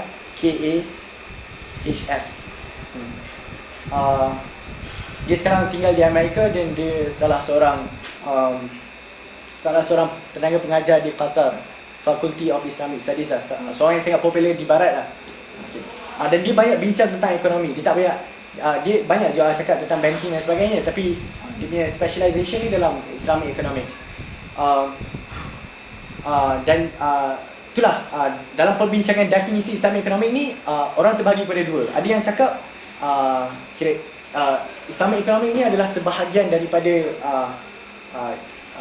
economic study yang dah ada. So Islamic economics ni boleh bagi contribution lah kepada study yang sudah ada. Kita ada sistem capitalism, sistem free market dan sebagainya, socialism, pelbagai model welfare state dan sebagainya. Dan Islamic economics ni sebahagian daripada tu. Lepas tu ada satu lagi yang katakan Islamic economics ni benda dia sendiri. Kiranya macam dia ada dia punya sistem dia sendiri, dia ada dia punya peraturan dia sendiri dan sebagainya. Okey, yang tu kalau berminat boleh tengok dia perdebatan antara kedua tu. Tapi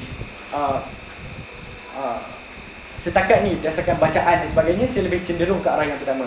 Yang kita dah ada sistem ekonomi dan ada contribution yang sangat signifikan yang Islamic economy boleh bagi kepada sistem ekonomi sedia ada yang kita ada sekarang, kan? Okey. Yang pertama yang saya nampak adalah human behaviour. Tingkah laku manusia.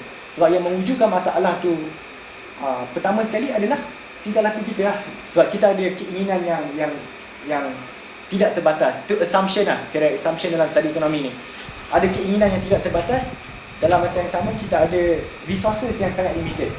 Tapi kalau kita tengok Al-Quran Allah sebut, wa in ta'uddu ni'matallah la tuhsuha. Kalau kamu kira nikmat Allah tu, dia takkan cukup, kan? Tapi macam mana yang boleh jadi sampai tak cukup? Itu benda yang kita kena fikirkan. Yang kedua, Islam juga dia ajar macam kita untuk bersyukur, kan? Bersyukur ni bukanlah macam hidup lekeh dan sebagainya, tapi menggunakan nikmat tu untuk kebaikan, kan? Maksud dia kalau makan tu kita makan halal dan thayyiban dan kita tak berlebih-lebihan, contohnya, kan? Dan kita juga ada sistem yang mengajar kita tentang behavior untuk buat baik sesama manusia, untuk sayangi saudara kita sebagaimana kita menyayangi diri kita sendiri. Kita tengok orang susah, kita tolong apa semua. Dan benda tu memberi kebahagiaan kepada kita. Tapi kalau tengok sistem kapitalis ni, dia tak rasa benda tu bahagia. Sebab bahagia tu bermaksud kebahagiaan pada diri sendiri. Kan? Assumption ekonomi tu. Kalau dapat lagi banyak duit, lagi bagus. Kalau dapat lagi banyak kereta, lagi bagus. Kalau dapat rumah lagi besar, lagi bagus. Kan? Tapi kalau kita mungkin dengan memberi sumbangan kepada orang miskin tu, bawa kebahagiaan kepada kita. Kita tengok, oh suka aku tengok orang ni kita dapat makan, aku bagi dia makan hari ni, suka aku tengok, bahagia aku. Kan? Tapi sistem yang sedia ada tak mampu nak faham perkara ni. Okey, itu yang pertama. Yang kedua, dalam masa yang sama, Islam juga ada bawa peraturan-peraturan dalam muamalah, fiqh muamalah, dan kita juga ada syariah law. Kan? Tak ada benda-benda seperti mengharamkan riba dan interest. Riba ataupun interest, sebab interest ni kira merupakan satu bentuk kezaliman. Dan masa yang sama kita juga ada sistem wakaf, kita ada sistem zakat, dan sistem ni lah yang kita lihat sebenarnya mampu memberikan penambahbaikan, kan? Penambahbaikan kepada sistem ekonomi conventional economics yang kita yang sedia ada ni, kan? Di gabungan kedua ni, kiranya sekarang ni kebanyakan orang nampak dalam perbincangan yang ada sekarang ni, orang lebih cenderung untuk membincangkan tentang peraturan dan sebagainya. Kan? Peraturan tu memang bagus lah, sebab dia sebahagian daripada syariat, kan. Tapi dalam masa yang sama kita perlu juga bercakap tentang human behavior ataupun tingkah laku manusia.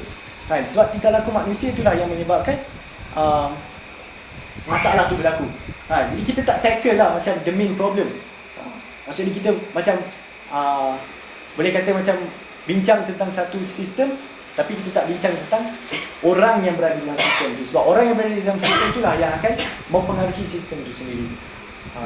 Jadi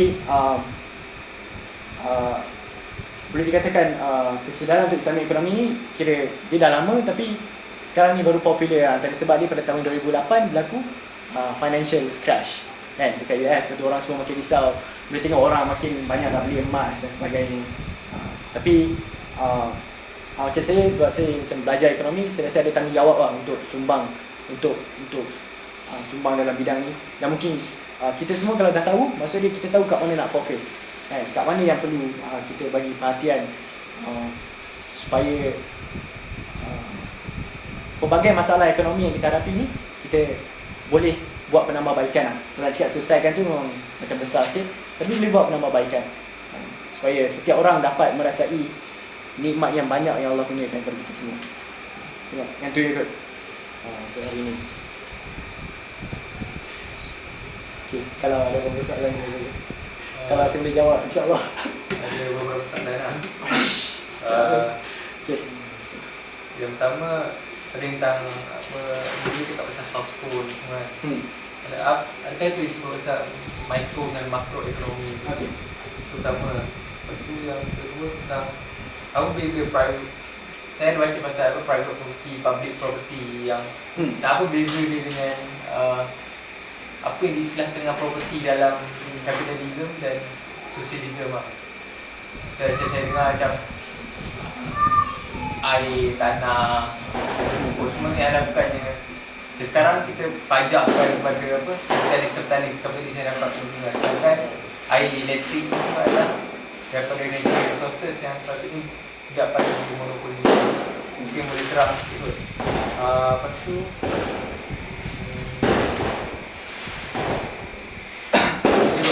Okay. Kita soalan tu ke? Yeah. Pertama, macroeconomics, microeconomics. Dia cakap micro ni benda yang kira kecil lah. Kalau medik pun mungkin dia ada macam apa? Microbiologi ke apa. Benda yang belajar lebih detail lah tentang kuman dan sebagainya. Jadi bila cakap tentang ekonomi pun sama. Dia cakap tentang microeconomy, kita belajar tentang individual consumer producer dengan firm, kan, individual firm. So kita belajar tentang satu-satu lah. Maksud dia yang tadi saya cakap tentang utility, yang cakap tentang supply and demand. Contohnya company ni berapa banyak nak supply, company ni berapa banyak dia nak demand, individu tu sendiri berapa banyak dia nak beli dan sebagainya. Yang tu perbincangan tentang microeconomics. Tapi bila kita cakap tentang macroeconomics, kita melihat kepada negara secara keseluruhannya. Selalu isu yang terlibat, dia tak bercakap tentang satu syarikat tu. Dia cakap tentang aggregate demand. Maksud dia semua orang dalam negara tu berapa banyak demand dia, berapa banyak supply dia. Okay? Dan masalah yang utama yang dibincangkan macroeconomics ni, antaranya adalah unemployment. Maksud dia tak ada kerja, kan? Apa? Pengangguran. Tak ada kerja. Pengangguran. Contohnya pengangguran. Sebab pengangguran ni kita tak boleh bincang pasal individu lah, kan? Individu tu individu tu kita bincang tentang gaji, kan? Tapi kalau makroekonomik kita bincang tentang pengangguran ataupun inflasi, kenaikan harga barang, kan? Kenaikan harga barang yang semua harga barang naik. Inflasi ni semua harga barang naik, bukan satu benda atau dua benda naik kan. Dia ada perdebatan dia. Tapi dia tak bincang pasal satu barang ni harga berapa. Kalau kan mikro kita bincang ni harga berapa, nak produce berapa. Tapi makroekonomik macam inflasi. Dia juga cakap tentang national income, pendapatan negara. Dia tak cakap tentang pendapatan individu. Dia macam makro, dia melihat kepada aggregate demand dan aggregate supply. Itu yang utama dia. Yang kedua, istilah private property and public property. Saya tak pasti perbincangan makna property tu. Saya tinggalkan dulu sebab saya tak pasti sebab mungkin tak pernah baca dan sebagainya. Tapi dalam bidang ekonomi ni, dia ada dua lah. Satu private good and public good, ataupun property lah, kira private property ataupun public property. Bila cakap tentang private good, kita cakap tentang satu barang milik individu. Milik individu. Okey. Contohnya macam jam ni saya punya, phone ni pun saya punya, air ni tadi Cik Anas ni tu bagi kat saya, jadi saya punya. Okey. Tapi bila cakap tentang public property ni, kita cakap tentang barang ataupun services yang dimiliki oleh semua, dimiliki oleh semua.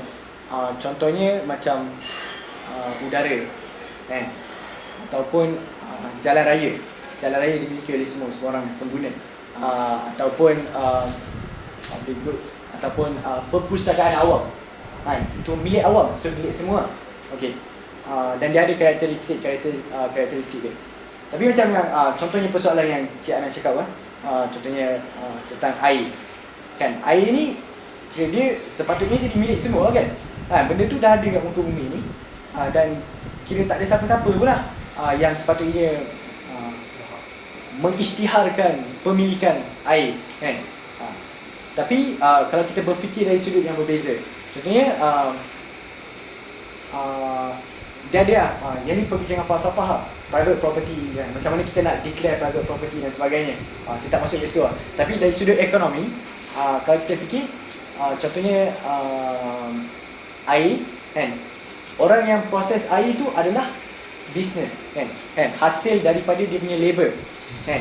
Dan kita tak memiliki dia punya labor dia, kan? Kita tak sebab kita tak memiliki orang tu, kan? Jadi dia punya usaha dan sebagainya dia punya. Jadi kalau dia proses air itu dan sebagainya, maka dia ada hak terhadap labor dia.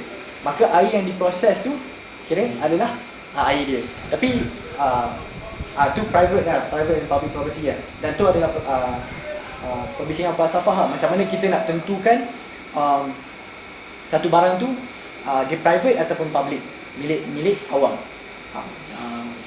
Boleh lah kalau minat nak baca. Saya tak ingat lah nama, ada seorang nama falsafah, ahli falsafah ni. Antara teori dia cakap kalau contohnya benda tu natural. Saya rasa ni John Locke lah, saya tak salah. Tapi mungkin salah, tapi boleh baca. Dia kata contohnya orang jumpa tanah tu dalam keadaan natural lah. Maksudnya dia orang tak kacau atau lagi. Lepas tu dia pergi dan dia usahakan tanah tu. Anggap betul tak John Locke? Ya, boleh. Okey. Contohnya benda tu dalam keadaan natural. So dia tak milik, kira milik semua, tak milik siapa-siapa macam tu. Okey. Dia pergi kemudian dia usahakan tanah tu. Okey, bila diusahakan tanah tu, maka berlaku percampuran antara benda yang natural dengan benda yang milik dia. Okey. Dan bila berlaku pencampuran ni, maka property tu dikatakan milik dia. Dia jadi private property. Tapi tu perbincangan falsafah, kita tak payah masuk lah. Okey. Lihat, jawab. Okey. Lalu lihat. Terangkan tentang taxation dalam capitalism. Okey, okey, secara umumnya taxation ni adalah satu bentuk intervention ataupun satu bentuk intervention apa? Tahu lah, pencampuran lah. Kira kerajaan kira kacau lah dalam free market tu.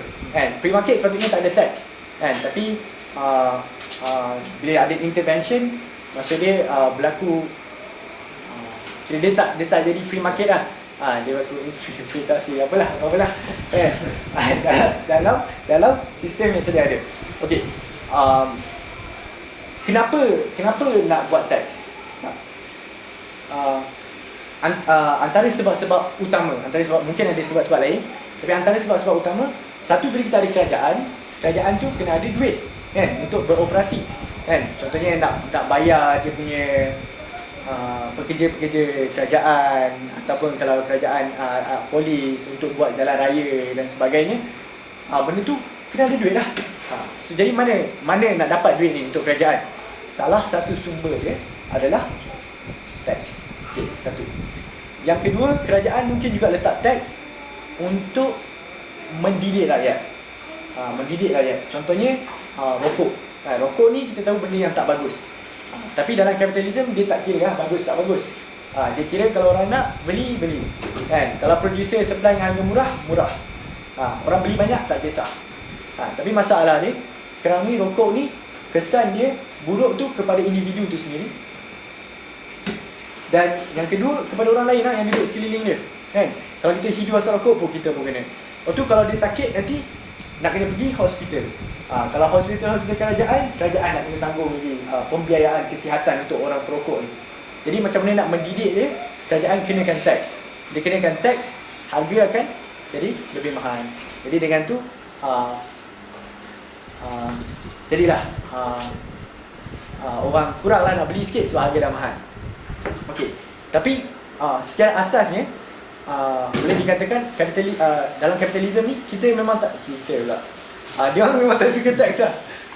Dia memang tak suka tax. Okey, saya akan tunjuk kenapa.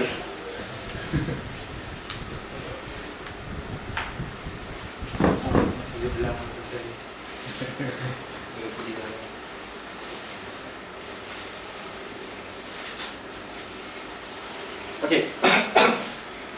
Graf yang sama juga.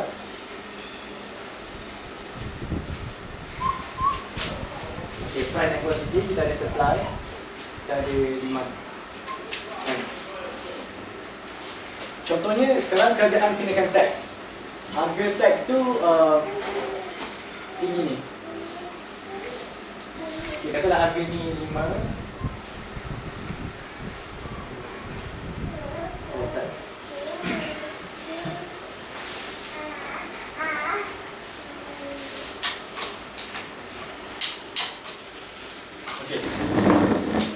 Okey, sebelum kenakan tax, harga dia kat sini. 5 katalah 5 gini. Kan? Dan jumlah dia kat sini kan. Katalah 10. Okey. Bila kerajaan kenakan tax, maka ini tak ada bincang lah. Sebahagian tax tu akan pergi kepada supplier, sebahagian tax tu akan pergi kepada consumer. Tapi teori dia tak ada bincang kot. Tapi yang kita tahu harga dia akan jadi lagi mahal. Katalah tax ni 7 tolak 3. Mahalnya tax. Okey. Contohnya bila consumer beli harga 7. Harga 7 genih. Kan? Tapi harga yang producer dapat 3 genih je. Yang baki dia 4 ni akan pergi kepada government lah. Okey, jadi area ni akan jadi government revenue. 4 genih. Kan? Katalah yang ni tinggal 5. Kan 5. Okey. Jadi kenapa kapitalis dia tak suka tax ni? Kenapa dia tak suka tax ni? Okey, tadi kita bayangkan kuantiti 10, harga 5. Kan, kuantiti 10, harga 5. Sekarang ni, okay, graf dia macam ni kan, asal dia. Kan, kuantiti 10, harga 5. Okay. Bila dijual pada harga ni, maksud dia, semua orang yang menetapkan value ataupun yang merasakan benefit yang dia dapat daripada barang ni lebih tinggi daripada harga, dia akan beli. Kan? So, ni lah, semua golongan ni lah. Betul tak? Kan? Nampak? Okay. Jadi semua orang ni akan dapat benefit. Kan? So, orang ni value kat sini, betul dia dapat benefit lah sebab dapat beli dengan harga yang murah. Dalam masa yang sama, semua producer yang dapat produce dengan harga yang lebih murah akan produce lah. So, kawasan ni kat sini. Kan? So, semua ni akan dapat benefit. Kan? Jadi, area ni dipanggil surplus. Consumer surplus, producer surplus dipanggil total surplus. Semua orang kat sini akan dapat benefit lah daripada production kat sini. Tapi sekarang, kalau kita tengok kat sini, orang yang dapat benefit, kira orang yang kat sini lah. Orang yang kat sini je yang dapat beli. Kan? So, area dia kat sini. Yang ni kira consumer surplus lah. Orang yang dapat benefit daripada pembelian tu. Dan consumer yang dapat produce, sebabkan harga yang dia dapat lagi murah, area dia kat sini je. Okay. Yang kat sini, government revenue. Kan? Government revenue. Kira pendapatan untuk kerajaan. Dengan harapan, kalau kerajaan ni kerajaan yang terus, maka part tu, dia akan bagi kepada rakyat lah. Jadi rakyat yang dapat benefit lah. Tapi kalau kerajaan yang korup, habis lah. Part ni, dia 3-3 dengan 2. Kita harap tak ada berlaku corruption kan. Okay. Tapi area kat sini dah hilang. Dah tak ada. Dia panggil dead weight loss. Dead weight loss. Maksud dia area kat sini, sepatutnya orang ni, kalau harga dia kat sini, orang ni pun, orang yang value kat sini pun semua dapat beli. Tapi sekarang disebabkan kerajaan dah masuk, maka area di sini dah hilang. Dan area di sini dipanggil dead weight loss ataupun inefficiency lah. Sepatutnya orang ni dia dapat, tapi disebabkan kerajaan dia tak dapat. Okey, sebab tu kapitalisme dia tak suka tax. Melainkan untuk sebab-sebab yang tertentu lah. Okay, jadi dalam kapitalisme, kalau ikut, tak payah tax. Okey. Okay, salam.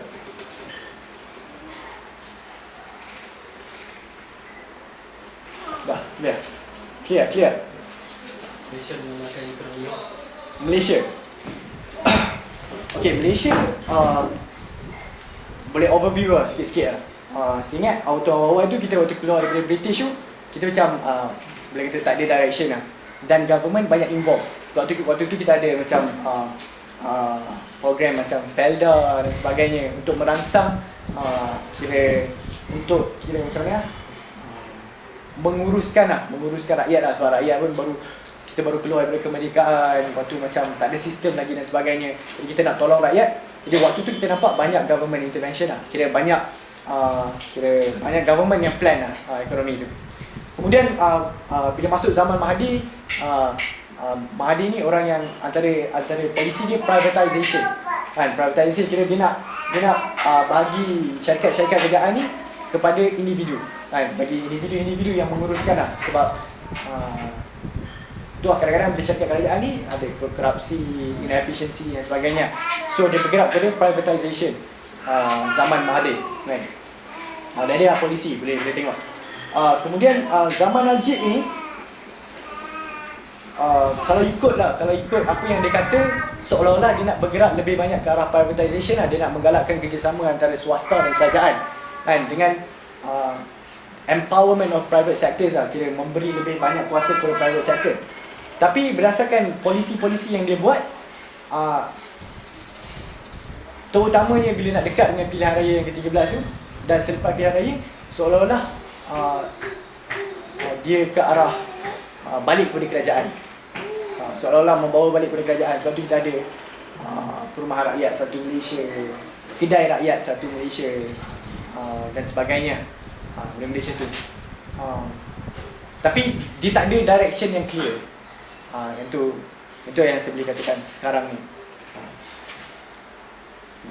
Saya tak komen lah, setuju tak setuju. Boleh tak komen lah? Saya kurang sikit lah setuju. Itu kalau beri untuk ni satu rangsangan ekonomi juga lah. Satu bentuk rangsangan ekonomi. Boleh kata tak? Kira government spend, bagi duit. Yang ada duit tu orang boleh spend untuk benda lain. Contohnya orang beli buku, kan, voucher buku satu Malaysia, orang guna duit tu untuk beli buku. Jadi syarikat buku pun dapat duit. Tu satu rangsangan ekonomi. Tapi rangsangan ekonomi pun ada rangsangan yang baik dan rangsangan yang tak baik lah.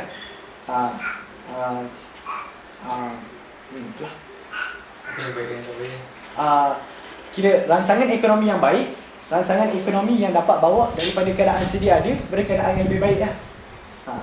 Tapi rangsangan ekonomi yang tidak baik, rangsangan yang bawa daripada ekonomi sedia ada kepada kekal sedia ada ataupun menjadi lebih kurang, lebih tak baik. Lebih tak baik. Cash handout. Saya bagi contoh.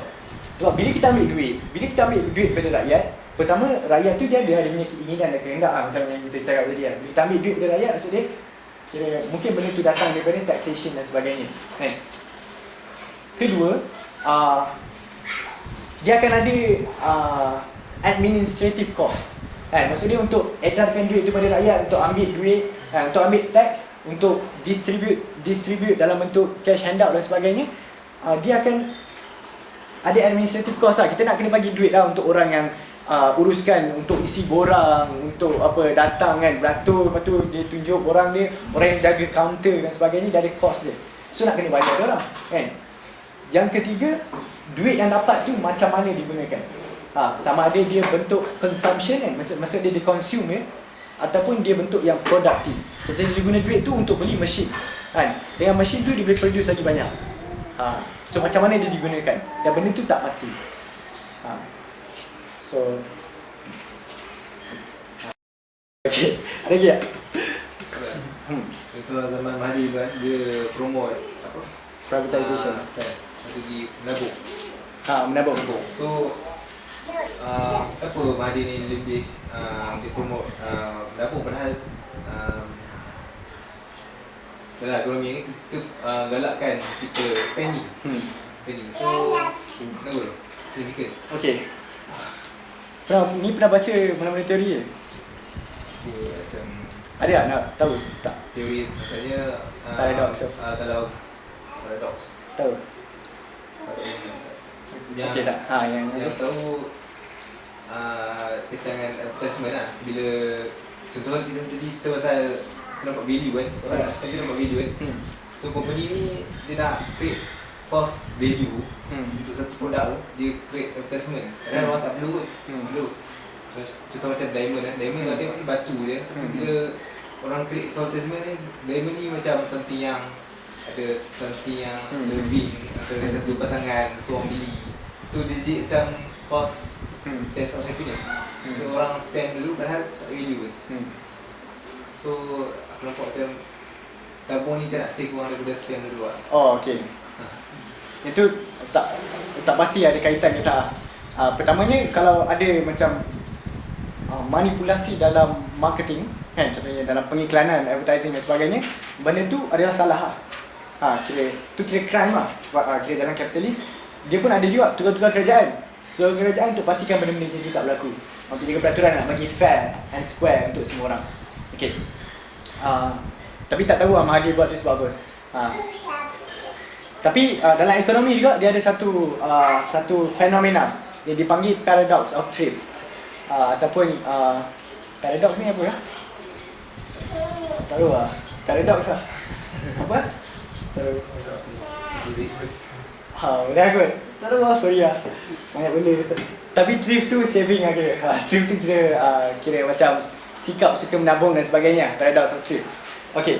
Paradox of thrift ni adalah antara tak salah, antara idea yang dibawa oleh John Maynard Keynes. Dia antara orang yang cakap tentang paradox of thrift. Dia kata, kalau kita simpan duit, maksud dia duit yang sepatutnya circulate lah dalam ekonomi, yang boleh gunakan untuk orang consume dan menggalakkan production dan sebagainya, akan keluar daripada circulation tu. Bila keluar daripada circulation tu, contohnya kalaulah guna duit yang sedia ada ni untuk beli cawan, maksud dia orang yang buat cawan tu akan dapat kerja kan. Tapi kalau simpan, orang yang buat cawan tu mungkin tak dapat kerja kan. So dia kata tu idea dia. So saving ni seolah-olah macam Dia bagi free labor lah. Dia bagi free labor pada orang. bukanlah free labor, tapi kira saving ni kita keluarkan kira duit daripada circulation tu, maksudnya kita reducekan lah aktiviti ekonomi yang berada dalam sebuah negara. Dengan mudahnya boleh cakap macam tu lah, aktiviti ekonomi yang ada dalam sebuah negara. Tapi dalam masa yang sama, yang tadi yang kata ada golongan Hayek tu, Hayek tu dia panggil dia panggil monetarist dalam istilah ekonomi lah. Dan kalau baca lepas tu dia ada individu yang nama dia Milton Friedman, ekonomi sangat famous lah. Dia di University of Chicago. University of Chicago tu memang famous sekali sebagai satu universiti yang paling mantap dalam ekonomi. Dalam bidang ekonomi, pemikiran ni Milton Friedman lah, antara ini. Tapi dia kata saving ni kita guna untuk future investment. Kenapa kita save? Sebab kita dapat guna untuk investment. Investment ni nanti yang akan melipat gandakan kira growth dalam ekonomi tu. Sebab setakat spending dia circulate lah. Tapi kalau kita invest, contohnya kalau kita invest untuk new machine, kita dapat melonjakkan pertumbuhan ekonomi lah. Sebab sekarang kita dah ada capital untuk tolong kita dalam production, increase productivity. Jadi mana nak dapat duit untuk buat investment ni? Datang daripada saving. Tu cara dia counter lah. Adalah perdebatan dan sebagainya. Tapi cara bila sekarang kita orang belajar, dia mengikut keadaan semasa. Contohnya kalau macam lepas 2008 financial crash, orang semua dah risau kan. Waktu tu tak sepatutnya saving lah, kena ada spending sebab kita nak ekonomi aktiviti tu berjalan. Tapi waktu semua orang kaya, kita simpan duit tu sebab kita tak nak guna untuk benda-benda yang macam kira membazir lah, boleh kata macam tu. Jadi kita guna untuk benda yang lebih penting, iaitu investment. Okay. Paradox of truth. Boleh kalau kenal tak, boleh kenal sikit dan individu namanya CS Domo di Malaysia. Siapa? CS Domo. KS dulu. Dia boleh ada korporat namanya Indonesia. Tak kenal. Kemudian mungkin boleh tahu sikit dengan keadaan Greece macam mana dia bantu Greece.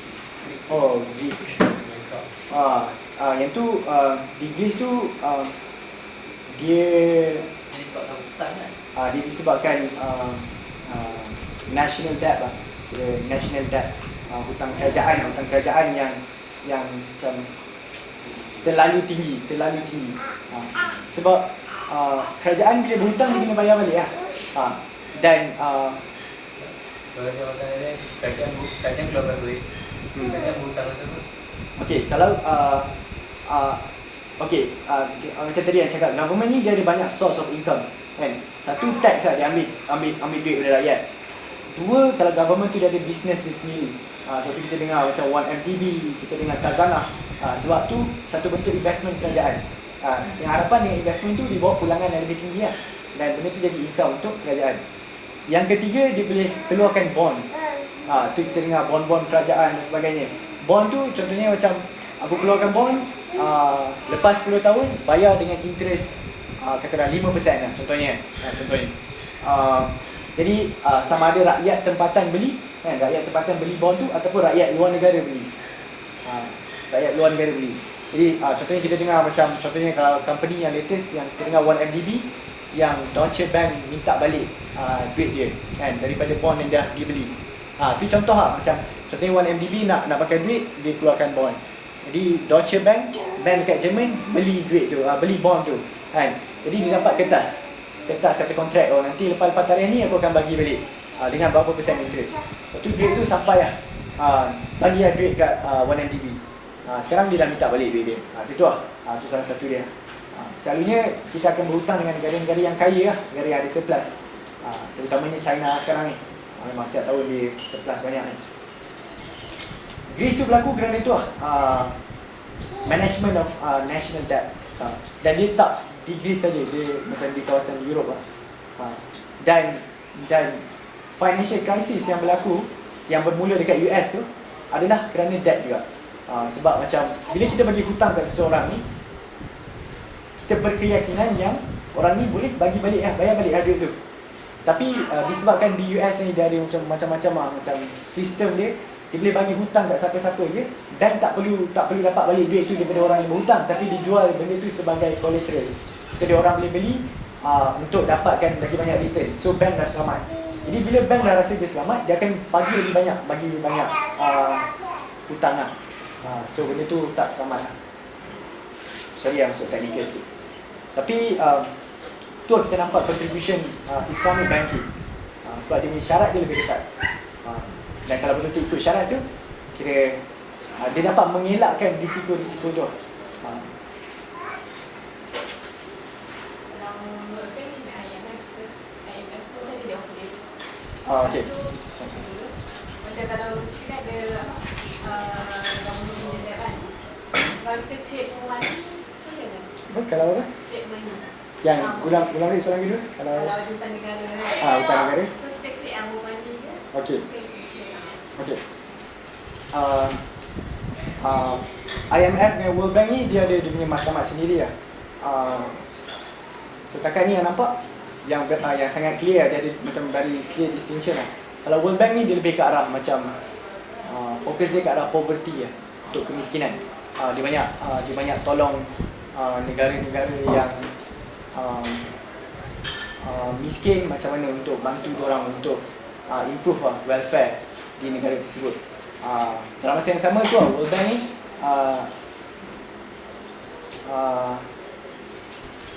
dia bagi nasihat kepada negara-negara macam mana, dia bagi report dah setiap tahun untuk menganalisa keadaan ekonomi di sesebuah negara. Even kat Malaysia pun setiap tahun dia ada report dan dia akan beritahu apa kita punya kebaikan, apa kita punya masalah utama. Tapi IMF dia lebih ke arah macam, tak pasti betul ke tak, kena check balik.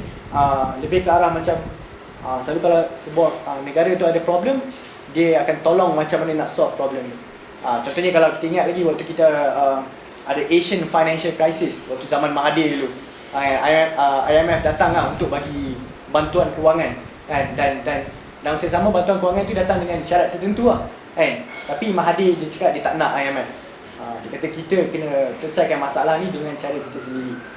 So lepas tu ada tindakan-tindakan. Dalam masa yang sama waktu tu Tan Sri Zeki baru naik kan. So antara dia punya contribution terbesar Tan Sri Zeki tu adalah waktu ni Asian Financial Crisis. Itu yang obvious lah, yang obvious. Mungkin ada lagi lah macam objektif yang kecil-kecil yang macam tak pasal. Okay, kedua, kalau government debt, kenapa kita tak print money? Money ni ada kaitan dengan supply and demand of money lah. Maksudnya kalau duit lagi banyak tapi demand dia tak banyak, nilai duit tu akan berkurang. Dia sama lah macam supply and demand lah. Kalau kita banyak sangat supply tapi orang tak nak pun, so demand, nilai dia akan berkurang. Sebab increase in supply tu tidak disupport dengan demand lah. Okay. Contohnya kalau kita ada supply and demand. Contohnya kalau ni supply kan, supply and demand. Demand. Contohnya kalau supply meningkat, quantity jadi lebih banyak, harga pun jadi lebih rendah. Okay. Tapi kalau demand meningkat, quantity lebih tinggi, quantity lebih banyak, harga lebih tinggi. Apa? Okay. Sorry. Ya.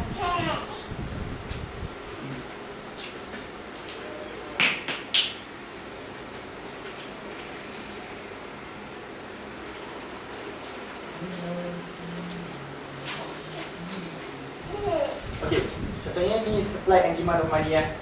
Okay, ni price, ni quantity, supply and demand. Okay, supply dan demand money. Money pun kira ada supply and demand lah. Dia sama juga macam komoditi lah. Sebab tu orang boleh main forex. Tahu kan forex kan? Foreign exchange trading. Contohnya orang tahu kata, oh currency ni naik harga, beli, betul nanti dan naik harga jual, dia dapat untung contohnya. Naik harga ataupun turun harga tu adalah disebabkan supply and demand. Okey, ni supply, ni demand. Okey, contohnya kalau kita naikkan supply, kita naikkan demand di sini. Kan? Jadi kita yang ni quantity dengan harga asal. Okey. Sekarang ni kalau kita naikkan demand, Yang ni kita akan dapat harga baru dan kuantiti baru. Okey, jadi kita nampak kuantiti yang ada meningkat, harga pun meningkat. Tapi kalau kita naikkan supply ni kita tambah. Kita tambah supply. Sekarang ni demand ni kita punya demand asal. Harga rendah tapi kuantiti naik. Kuantiti naik. So walaupun bila kita tambah supply, jumlah currency ataupun jumlah duit, jumlah kertas tu yang ada dalam negara tu meningkat, tapi harga dia berkurang. Sebab orang tak nak pun duit dia. Macam simple lah, macam kalau orang lagi ramai orang yang nak duit tu, maksudnya harga dia lagi tinggi lah. Kalau orang tak nak pun duit tu, maksudnya harga dia akan jatuh. Jadi kalau government print lagi banyak duit, lagi banyak duit untuk just bayar hutang, maka nilai duit itu akan berkurang. Nilai duit itu akan berkurang dan kesan utama adalah inflasi. Inflation, kenaikan harga barang. Contoh yang paling besar berlaku dekat Jerman. Waktu zaman Weimar Republic. History Jerman. Waktu zaman Weimar Republic sebelum Hitler naik jadi dia punya leader. Dia buat NSDAP kan. Waktu itu berlaku hyperinflation. Disebabkan dia orang tak boleh nak bayar hutang dan dia bergantung kepada bantuan Amerika untuk bayar hutang dia. Waktu sekarang Amerika ada financial crash. Jadi Amerika stop. Tak boleh nak tolong lah. Bila tak boleh nak tolong, macam mana kita nak bayar? Kita print duit. Print. Jadi sehingga ke waktu tu dikatakan nak beli sebuku roti pun harga macam million, trillion. Sampai zaman Hitler tu, currency tu dah tak boleh pakai lah. Buang terus currency tu, Hitler datang, pakai currency baru. Macam duit daun pisang. lebih kurang lah. Lipoi lah. Duit daun pisang lipoi. Yang latest ni tak salah Zimbabwe. Currency dia dah tak boleh pakai lah. Sebab dia print banyak sangat. Orang hilang kepercayaan.